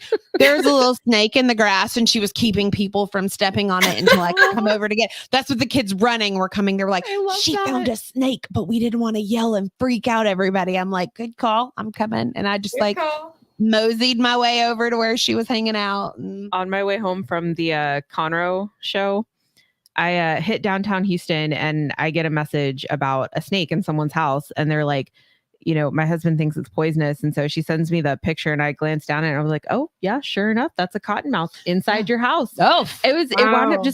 it wound up being a lot smaller than I thought it was, but the homeowner like was actually super chill about it. Like he managed to like sweep it into a bucket with his broom. yeah, It was actually the one that I brought to the Santa Fe show. oh nice. And that fucker was not cooperative in the Oh, no. least. Like he had like little dog syndrome. Which one? That's funny. The the little co- the cock- little- Cottonmouth. Yes. Oh my God. He was the most uncooperative little Did he chase shit. you? Because they chase people, He Oh my tried. God. I'm sure he did. I'm sure he he did. he thought about it. Yeah. Because they chase everybody. All right, let's we have like 2 weeks of our discussion group. So, Oh yeah, we never got through that last week either. so let's look at what people posted over on our discussion group. Isaac Kyle posted this one. It says these turtles have a nicer apartment than I do, and it's this amazing I looking. mean, he's not wrong. That's a pretty I stellar know. setup right there. That's better than our first apartment we ever had. Yeah, this That's- thing is awesome. That is really cool. Listen, I don't know how much you paid for the Steve Irwin turtle Funko Pop, but I found it on Amazon and it's like $12.99. Nice. Oh, I'm totally nice. gonna order it. Pretty sure I paid like closer to $30 Oh, for and it I because see you couldn't Robin's find it comment. anywhere. Yes. I see Robin. I'm so happy you have a picture too. Beast was one of the very first pictures that I received for the book. So you're Did it supposed to be take the you? first. Yeah, Yeah. That's yeah. awesome. So I'm so happy about that. This is a Oh, fun. that's a fun rat The snake picture. graphic on this one, it's not a rat snake. Oh really? It says Nokia really upgraded the graphics and is this snake climbing up the shingles on a house and That's I or love the so that bricks funny. photo. through the bricks. I guess I mean it's on the ground through the bricks in the ground. Yeah, it's some sort of I don't know. It's not a rat snake. I would assume. Oh, that is on the ground. Totally Maybe thought like that was a some roof. sort of Asian colubrid or something. That's funny. Our buddy Max posted Oh, it's the old if a train is barreling towards a group of 10 people, or you can switch tracks to one baby. Which one would you choose? But this one is a group of native wildlife or outside cats. I think it's obvious which one we're choosing. Oh my gosh. Hit the cat every time. Every time. Oy vey. Oh, this was I took Joe to the movies last week, and we went to This Whataburger. is y'all's Father's Day outing. And I looked down on the ground on the other side of Whataburger, and here goes this green and old running across the floor, hops up on a chair. I Don's on love the how table. cheesy your post was about that too. Yeah, it said somebody came in to order a burger and flies. Wah, wah, Wah, wah. wah. That's a great joke. I don't care what y'all say. Dad joke. I love the That's expression. totally a dad joke. The dads So always angry. think their jokes are great. It was Oh, yeah. it was Yeah, not happy. derpy. That was a Yeah. derpy expression right there. Yeah. You mean So- a green and old was not thrilled with you? No. It So I had took an him- attitude. I took him love outside, them. put him on a tree outside of Say Whataburger. it My isn't mom so. used to hang them from her ears like earrings. Yes, we used to do that as kids. Used to scare the this is great. Jesus out I of my can't say I've grandmother. ever done that. I didn't see this cartoon, but this is hilarious. Oh my It's god! like two guys talking as if they're talking about like a used car or selling a car. Like, hey, how many things can you fit in the trunk? And he's pointing at a coyote, and it says you can fit so many outside cats in this thing. Oh my gosh. My Travis posted that, of That's course. great. My cat tried to run outside today, and I told him that if he tried it again, I was just going to let him become coyote food. Since he apparently thought his life indoors was so terrible that he wants to make the Great Escape. Oh, this is the Great American Alligator Museum, and these are all really horrible Oh, gosh. taxidermied animals. What in the world? Where's- Oh, my I need God. to bring this. I need to show this to my What? friends. Everything has an alligator head. So an Oh alligator my gosh. rattlesnake. I have got to show this to my friends. We go on an I did not annual see that writing post. retreat, and Jesus. everything is bad taxidermy at our writing retreat, and we call it the Lodge of Death. And Yeah, I don't think I could stay there. oh yeah, it's amazing. There's like stuffed Look at boars, but it's all bad taxidermy. This Alligator would fit perfect. dog. Okay, Perfect. I want to go on a writing Where retreat. is that? Oh, we Uh, go to LaGrange. Oh, And, that's cool. We I don't know, stay in a somebody else- cabin there, and it's so much fun. One of y'all search up the Great American Alligator Museum. Find out I'm where gonna it is. Google it. That Yes. was Jack, our friend. That over- may not be in America. That's terrible. Yeah. It's America. I'm sure. Well, it may not be, but it's Jack. He's not in America. So Great. also shout out to Jack, I guess, because he's had a bunch of ball python babies hatch and lay eggs, whatever the fuck. I don't know Jack, but Congratulations. congratulations. Congratulations. Jack. So Jack will be here in. It's in New Orleans. Oh, How did we not fun. know Well, this was in New I was sitting here Orleans? thinking like this sounds like some Louisiana shit. It does. It makes me want to On get on a road Magazine trip. Street. I'll go by. So Jack will be here later this year and taking a tour of Texas. Yep. So when he comes off, Okay, well, I have to go back was and just go to the thinking, aquarium oh my God. anyway, so I'll add this to my list. this is a warning that snakes may be living in your pool noodles, which tells me we need more pool noodles You outside. don't have any pool noodles outside. I didn't realize. Gotta have a pool to have pool noodles. babe. I'm not gonna tell my neighbors about that because they will all collectively lose their shit. Yeah. There's a You probably crochet beard. would. That's a crochet bearded dragon. That That's is just insane. amazing. So amazing. Absolutely. I didn't even tell anyone about the snake inside the house. Like they would all die. This crochet bearded looks like a real bearded dragon. It does. I vividly remember being in high school. No. It was before that because it was at the I old somewhat house. remember being in high school. So junior high maybe. And my dad taking paneling off the wall because a black snake had gotten into the wall and he Oh, wasn't going to no. bed until he got The it out of old our black house. snake. And I'm starting to realize that's another one. You know, you have chicken snakes and yeah, you it was a have black snake. ground rattlers and now I you don't have know. black It was snakes. probably a king Mhm. snake because he wasn't freaking out about it being in the house, It was other probably than a the rat fact snake. that and he knew his snakes because he worked with like Auburn University with The indigos. the Yeah. indigos and stuff. So like he very much respected them as much as he did not like them. But I remember him like moving the freezer and Oh my taking gosh. apart the wall to find it and then like putting everything back together after it was relocated. So Nathan posted this. They moved, and I guess partially you should be happy they moved them instead of just fucking concreting over them. But Ugh, more than 100 tortoises This were removed from whole- burrows in Florida this whole article made me for so a angry. for a Hyundai Oh. plant. Did y'all watch the short documentary that Orient Society put No. out on Gopher Mm-mm. tortoises? Mhm. You need to watch it. It is very well done. The only thing I was disappointed about, honestly, was that it wasn't longer because it was only about 20 minutes. But you can Uh-huh. watch it on YouTube, and they talk about shit like this. Mhm. you know, how Florida's always, you know, preaching about wanting to, you know, save their wildlife. But then they do stuff like this. And then they do shit like well, this. because it's not just the tortoise; it's all the snakes that live in those holes, The birds. all that whole area. You're not going Because I'm going to say that whole area has just been completely cleared. Mhm. So that whole ecosystem's gone. I was thinking about it the other night actually when I got that rat snake. I wound up taking it home with me to release later because where it was in the Blue Water Lakes neighborhood, and where it was at in the neighborhood, there wasn't a wooded area immediately behind this section, and it was so dark and everything was bulldozed, so I couldn't see. So I'm like, I'll just take you home and release you later.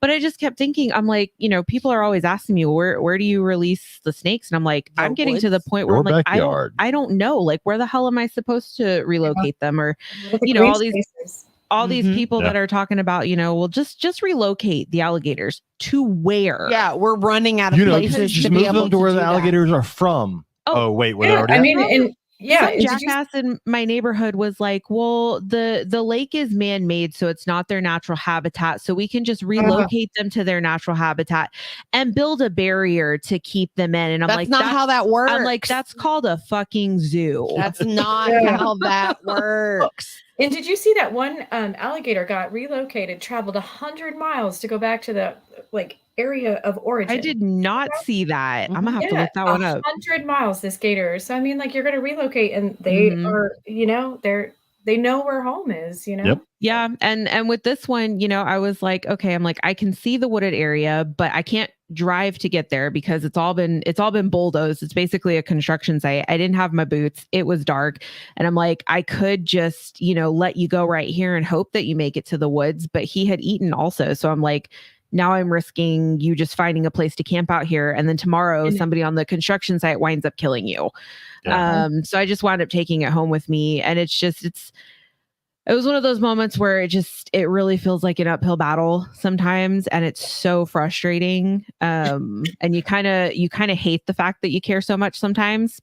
No, you just gotta realize people suck.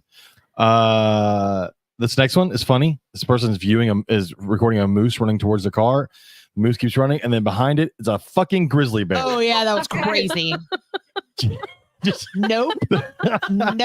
Like, don't even care about the car. Like, no care at all. It's just like, oh, look at this moose, and all of a sudden, a grizzly bear. I really thought the moose was about to charge their car. I thought that's where this was going. Well, and when it stops to look back, I'm like, wait a minute. This grizzly bear is coming full chasing speed. This moose? What kills me is, like, if you watch, the moose kind of is running a little slow. I'm like, that thing's gonna get caught by that grizzly bear. That grizzly is booking it. Yeah. I want to know what the moose. I mean, because look, the moose right here on the video. Sorry for those of you that can't see. It just like stops, and it's like, oh snap, it's still coming. Could you imagine the person in the car? If the person doesn't know, if they don't know the bear's there, if they're just like, oh, look, a grizzly bear. I mean, oh, look, a moose. Yeah, their this window is the coolest thing to catch on video. Mm-hmm.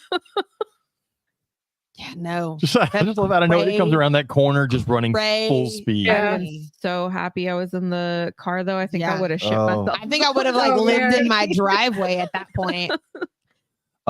This was posted. Bearded dragons linked to outbreak of salmonella infections. There's 15 reported cases in 9 states, including Oregon, are mostly affected children under 5. You know how we fix that? Don't wash your hands. Yeah, that's a bad parenting thing. That's not a. That's 100%. I mean, we don't let children go around just opening up raw eggs and eating them. Like, that's not. We don't outlaw eggs in the house. Because I feel like people see these animals and they just assume that, oh, because it's someone's pet, it's obviously domesticated. It's like a dog or cat. You're not going to get salmonella. But even then, you don't lick a dog or cat, because if your dog or cat stays outside and then comes inside. I mean, Millie tries to put her nose in my mouth all the time. My dogs. There's a lot of gross shit on your dog's feet when they come inside from outside. It's gross. But like a lot of people don't think of that though, and I feel like it's the same thing with reptiles. People are stupid. Oh no, I agree. So I actually have a poster that hangs up in my classroom that we got from an organization in Tinley. I don't remember the organization. It was Timberline. Yeah, and it's all about how to keep yourself healthy around reptiles. And it's like, don't give them kisses on their nose. Don't, put things in your mouth. Wash your hands. If you have a cold, don't touch them. Like that sort of thing. He's so Have you ever seen Pat out and about? No, I haven't. He's Pat so is spoiled. Pat, he's also going to shed, so he's not. Pat is spoiled rotten is what he is. Pat. I love him. He's a mess. This is James's new blue tongue skink. Oh, I say new. We've had him a couple months. I've had a Yeah. couple people Got reach big. out to me He asking me has. if I wanted their blue tongue skinks, and I'm like, Yes, you He do. has wanted one for as long Amazing. as I've known him. Freaking love Pat. I just don't have. And I mean, I could make look at this room. cage. I mean, just these lizards are living their best life in this house. Let me tell you. All right. you know, All of our could make lizards have one. over the top setup. This next one is the next Halloween costume I want. This is crazy, man. It looks like a person riding a giant like that. tortoise, but in reality, it's like this old, like when you're riding like the dinosaur costumes or whatever. Yeah, That's I want that. amazing. you got to make one. Go for it. I'm so Yeah. tired of this girl. I want to slap the next person that posts a picture of her. Oh Did you my- know she's a teacher? She got laid off after this. Oh, I'm sure she Shut is she really a up. teacher? Oh, no wonder she got fired. Her No. dad's got to Fired be the after. most mortified human on earth right now. One of my friends sent me the video, If and what then I I read is swear accurate. I woke up the next morning and it It's was everywhere. It's everywhere. I can only hope that her dad is dead for his own sake. Here's the thing, though. One of the funniest things Oh, that I've seen. Nakia said that it's false. I guess the teacher thing, which would make sense. Okay, She that doesn't was false. So- Yeah, that's right. I'm like, I wasn't sure, but Okay. I like had read something like that, you know, and I'm like, God, that was. It wouldn't have confusing. surprised me. No, I That know was- teachers that have been laid off because they have an OnlyFans account. Yeah. Yeah. So I I mean, know. like it's possible. This is a coach, one of the pink coach whips out from out west, playing dead. You know, we all think of Hognose as playing dead, Yeah. but But Oh, like, you I just love saw the its little tongue flick out. yeah. Look, well, its eyes are like, I mean, those eyes are alert. There's a tongue again. there goes Oh, its yeah. tongue. How funny! And that color is gorgeous. That color Oh, is yeah. really pretty. Nathan posted this. This is the Duck Dynasty guys talking about how snakes are evil. I didn't watch. I this don't even one. Oh, I understand didn't see how this. anyone takes the Duck Dynasty guys seriously anyway. Like, I don't understand why they're so popular. He also talked about how he's far more afraid of a cottonmouth than an alligator. I'm like, well, that doesn't seem like No. It no. also drives me nuts that he kept saying cottonmouth moccasin, and I'm like, it's not one long name. This is a cool video. This is a giant coastal carpet python climbing in a Look tree. at that. Oh my gosh. Like So I got graceful. it. We're good. I caught myself. All it has to do is get its head over there, and if it can get Yeah. its head over there, it can pull the rest of the body. This is They far are not distance that up. graceful. I have Yeah. one. She's not graceful. That's crazy. this is one of the only reasons I'd want to live in Australia. Just so like in my backyard, this Right. shit happens. I just want to Here. go and visit. It's on my list. I've I got do to. too. I dream about going and But visiting someday. I looked up plane tickets, and that nipped that dream in the bud real Yeah. quick. No, I'm making it there to go herping at some point. I'm gonna do it, but it's like on the 5-10 year plan. Yeah. Because let me tell you, those tickets aren't cheap. They're I not. don't have enough miles. So sitting here tonight, I've thought of a podcast the two of y'all need to start. Two of who? There are three of us here. Well, I know the two that are here currently, So not me. but you could include Jessica. She could be part of it. Oh, the two Oh, of now us. Yes, I'm still confused. the two of you. Why would I say two of you and then not? Well, I thought you were talking about Jessica and Megan. But I said not Jessica, and and then you said after. not you. Okay. What do we need to start? Anyways, it could be like a 30 minutes a week or whatever, a short podcast, but it's a book review podcast. A reptile book club. A reptile book club. That's With all super that free fun. time I have in my Well, life. I mean, you're gonna read books anyways, and it I doesn't have don't to, read during the school year. That's why I read But so it- much in the summer. but it doesn't have to be live, which means you can just record it on like a Sunday night or Saturday night or whenever you have time. And you can record, and Listen. since it's book reviews, you can record 3 or 4 at a time. I have a whole album I on am- Facebook dedicated to book reviews in the summer. I am really I'm good loving at those. neglecting my adult responsibilities to obsessively read books. So I'm just So- saying, y'all could start some sort of reptile book club. And then we Oh, could- before you leave, since you're here, I'll need Yeah. to show you. I had a friend of mine add me to this group on Facebook. It's called apparently my idea was Books not good enough. and Jessica. Blocks. It's a great idea. You're brilliant. Please. And Please so move on. basically, you make a quilt block to match a book cover after really you finish reading the book. So you can make a quilt from all of your books from the book review podcast. It's actually not bad. So what you could do Oh, is no. y'all you could That's a read pretty good one, you could too. read like I have 4 like 15 books listen, already. you can read like 4 or 5 books, do all the podcasts for them, and then every week or so post the book on Facebook, and then everybody out there could read it. And you can get their review, their commentary, and then you release your episode. That's true. Summer could be like, we could just do like bulk recordings Because they doesn't have to be during live. our It's just- during our downtime. Because my busy season And we starts in don't all have to October. read the book either. I bet you all have Yeah. to read the book so you can discuss it. That's what I don't like about book clubs, Okay, though. but I don't see, want to that's necessarily read the why same book that somebody else you reads. didn't get to come to our get together this I past know. weekend, I had a but birthday that was party to go why to. I started that one, because I'm like, I love books and I've always wanted to be a part of a book club, but I hate assigned reading. Mm-hmm. And so instead of reading the same book, we just get together and we drink and we eat food and we talk about the best books that we've read recently. Okay, then each That's week, what we did. or maybe you do it bi-weekly. We could do it every 2 weeks. I got a guest room. Come on, Jessica. Yeah. You don't want me for like another 8 days, probably. Well, yeah. Okay. Fair leave- point, leave the because Megan is cookies. finally healthy again. Yes, I and know, I I have can't. like I can't. No, I have been left paranoid by that pneumonia Oh, fun man. earlier this year. That was rough. Like That was rough. I picked up my dad's medication today because my mom had surgery on her Achilles back in March, so she can't drive, she can't walk. So I went to go pick up my dad's meds and I got him an iced coffee and I took them to the house and I told him that he needed to stay on the other side of the house. And he jokingly tried to walk near me and I was like, get away from me. I will throw this Right. iced coffee at you. I'm like, I don't care what COVID said, maintain a 10-foot distance. I don't, no, I'm not playing that game.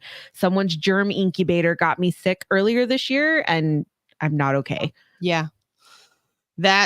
This was a rough year for sickness. In 12 years of teaching, I was out for like 4 weeks with And like 4 different sicknesses. And Ugh. I was like, I've never been this sick before in my entire teaching career. Well, It was weird too, because like awful. I We had a didn't long ever get sick. stretch. We had a super long stretch before. Mhm. So I'm just gonna counter, blessings on there you that. go. I Yeah. love him so much. Oh my God. Oh, these. But yeah, amazing. so we did a book club with teachers at school, and that's what we did. Is we had like questions about what you liked about a book, and everybody just brought like the most recent 3 books that they read, and that's what they talked All right, guys. What about. we're saying is Oh, that's listen fun. soon for the new Reptile Book Club Oh podcast. Lord, we'll see. I think that sounds fun. Jessica being part of it.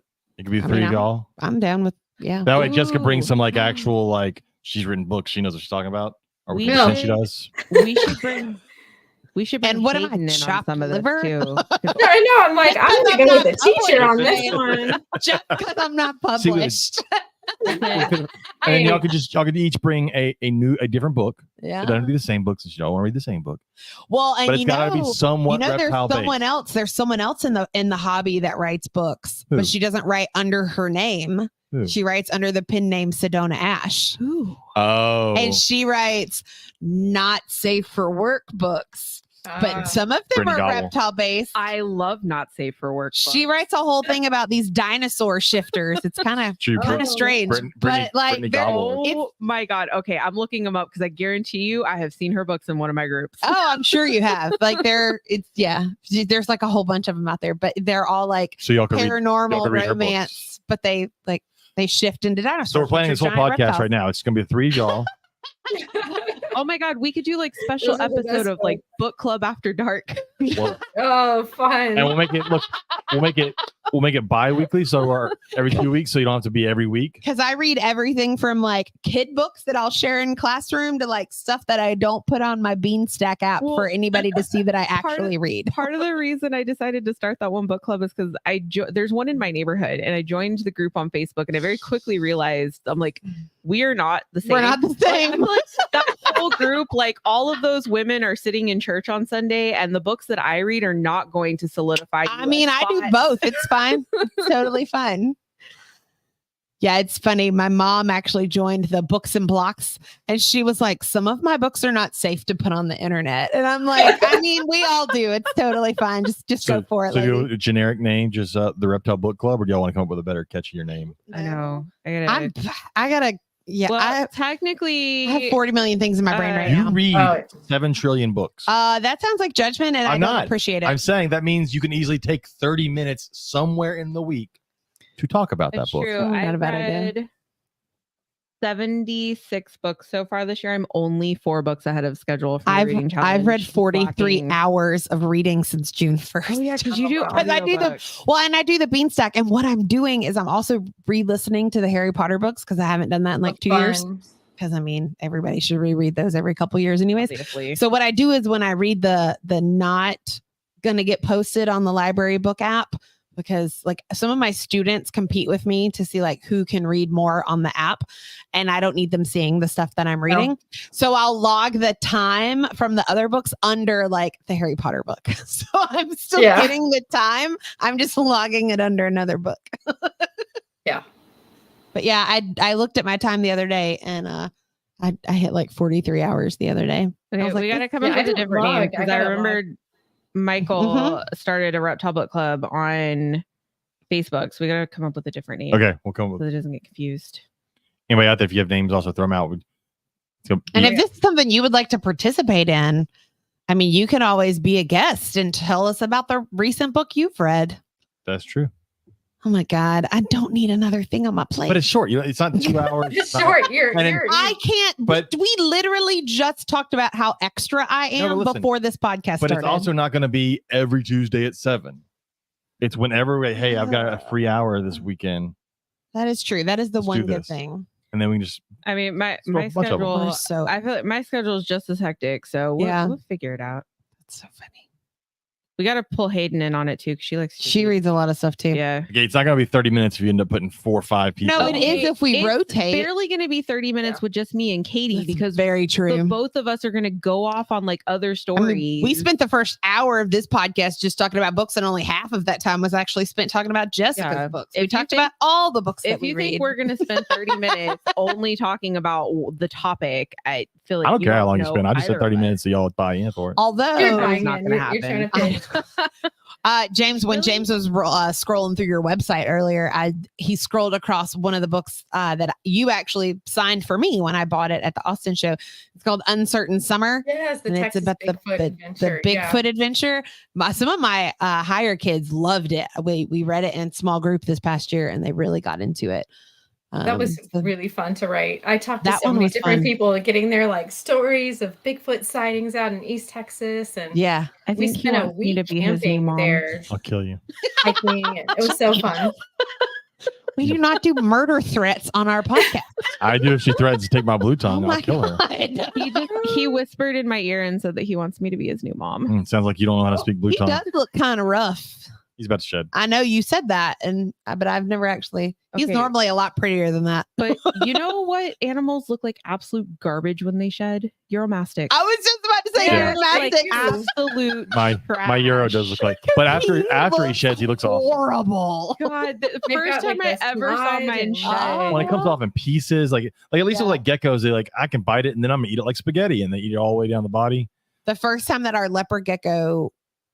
I know it's not the first time that she has shed where the kids have seen it, but apparently it was the first time for this one kid in my class because she was all white, and he comes running over to me because it was his job to take care of her that week. And he, like, the look on his face, he thought he had killed her. Like, it was horrible. He was like, something is wrong with Velma. And I was like, whoa. I was like, what do you mean? I don't know. Her color's off and something's wrong and she's not blinking her eyes. And I'm like, whoa, let's breathe.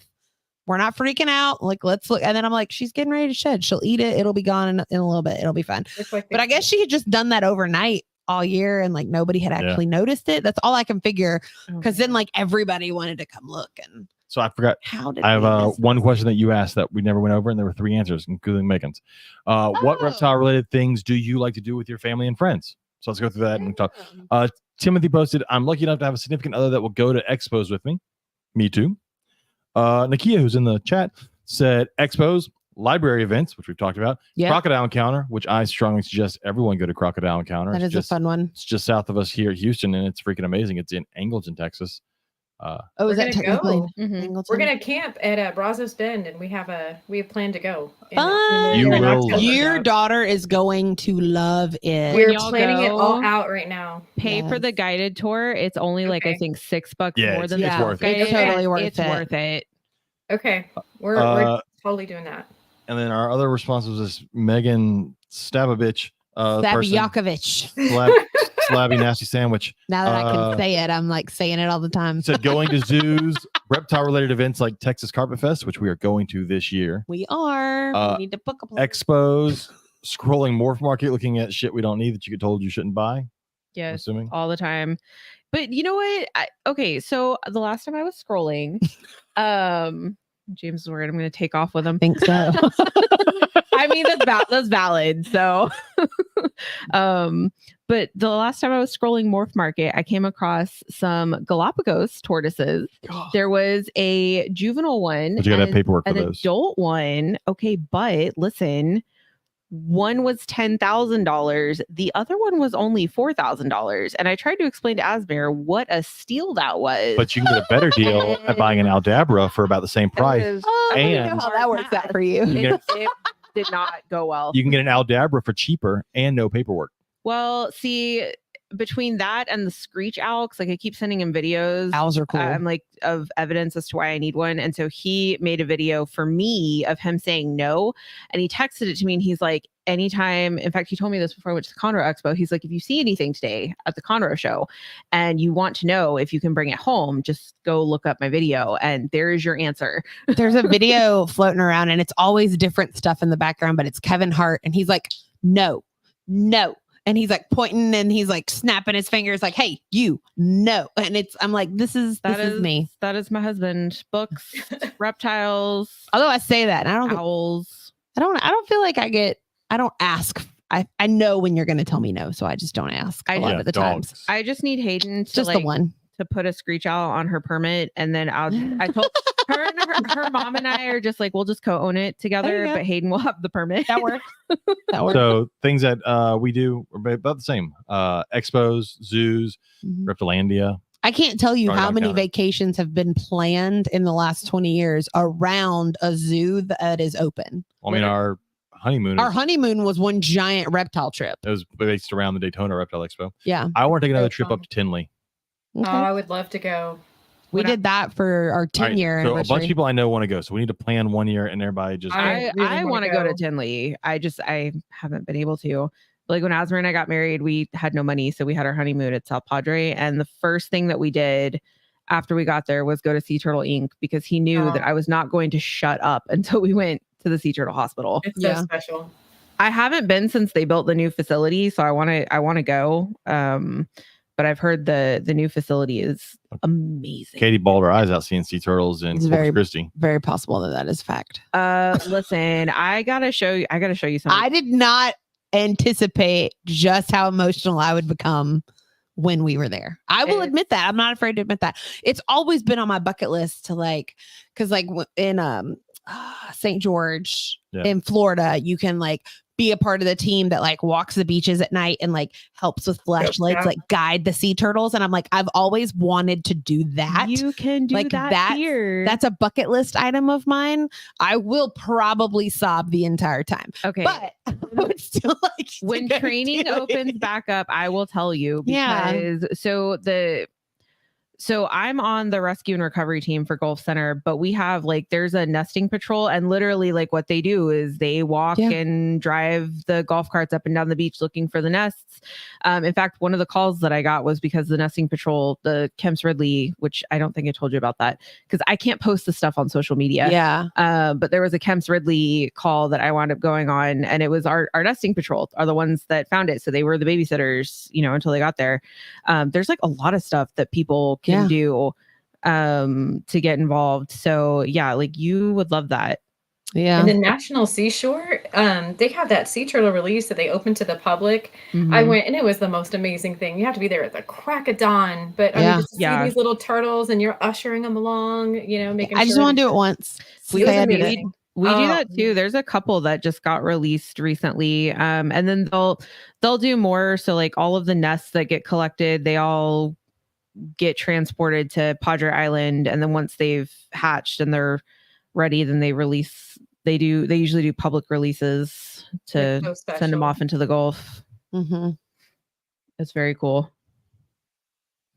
I think we've reached the end, I know. I was just looking at the time. I was like, yeah, we've made it a while. and then we gotta go plan your new podcast.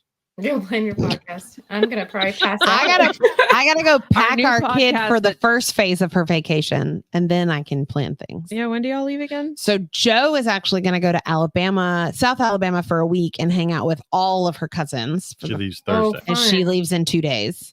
And then she'll be there for a week. And then we will be at summer camp for 2 weeks. And then we will be in the Smokies for a week.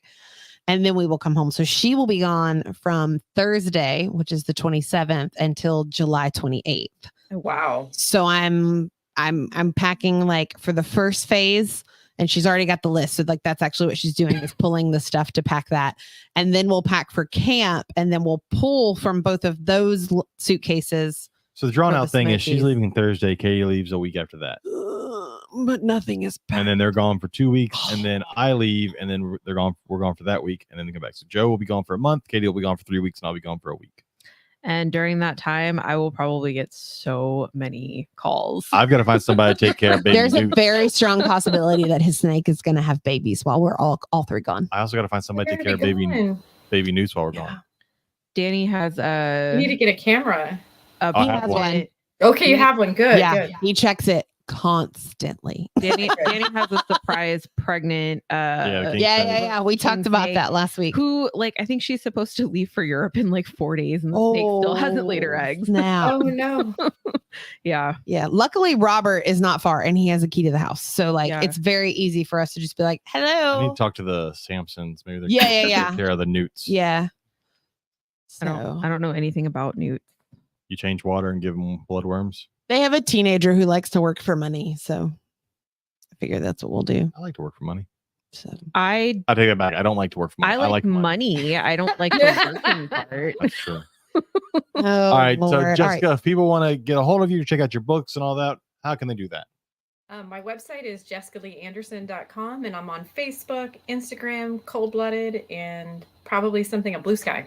Yeah. So please be in touch. You can always email me by going through my website and everything else. Sorry, guys. I did not mean to fade a little bit at the No. end. And Oh. I actually, good. yeah, I told James, I'm like, we got to watch the time. I don't want her to feel bad because I know And being she'll also be ill on a is not good. future book podcast coming out soon. I'm going to wait to hear on some information on that. That's so exciting.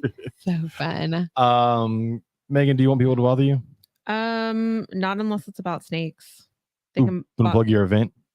Oh, yes. We're going to have like a whole podcast know, but we on can- the event. But There's yeah. so many events. Facebook at Lone Star Steak.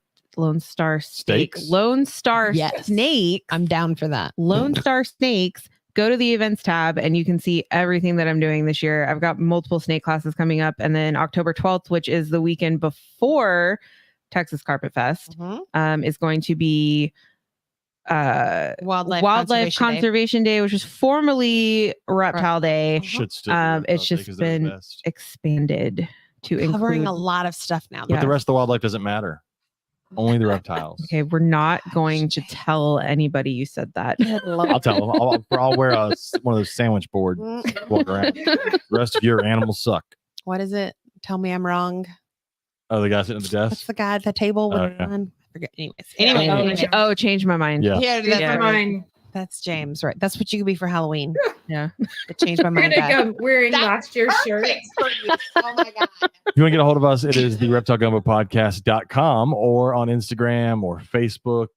.com. I know .com. I did it for you. Go check out our Facebook page. I've linked on there the Discord, our Patreon, our Shopify account if you want to buy a shirt or shoes or any of the weird things that we have on our No Shopify. Speedo, Darren. We have no Speedos.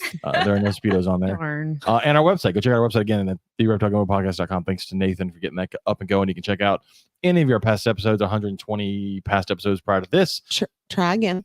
220 past episodes There prior you to go. this. I keep saying 100. You did the numbers right. I did the this number week, right. It's though. right there. I read it wrong. Check out Lil's Shop of Horrors for all your feeder Lil's needs. Shop of Horrors, not little. I said Lil's. Lil's. Herbs Reptile Shows and VivTech Products. Don't forget to use code Gumbo22 to save 15% at VivTech Products. Please go join our Patreon. You can like $2 a month or something. Just helps to pay for. Helps keep me off your back. She yells at me every month. I do, because the free podcast for everybody is not free for us. Especially since we're about to start doing another podcast. So If that adds to our fees, we may not be doing another podcast. it doesn't. It won't add to it it. I doesn't am add married to the to an fees. accountant, and he already is on me enough about what I pay for on my own. This needs to be free. Yes. It won't add to it. If anybody else out there has another idea for a podcast, I'm like, hey, I want to host a podcast, call me up. You can post it on our network. We can talk that out. But there's a book one coming soon. And enjoy. James is really excited about this idea. You know what's going to be great about it? I will never listen to it. Never. I'll Such support an it. ass. I'll support it. It'll be great. But That's I'll okay. never- Asmer never listens to the stuff that I do. He supports me by bitching less about all the money I James spend on the quote hobby. unquote listens when I talk about stuff, and he nods in the correct places. So that's really what Yeah, matters. It all counts. That's it. That's it. So join us next week. I guess next week will be fun. It's I'll give everybody a tease. We've had them on before. It's a couple. And we're going to talk about the light bulb. And we're talking about light ban. bulbs. So tune in next week for that. Jessica, hang out for a second as we log off. Everyone else, we will see y'all next week. Thanks for coming. Bye. Thank Megan, y'all thanks so for filling very in. much. Thank y'all. And bye.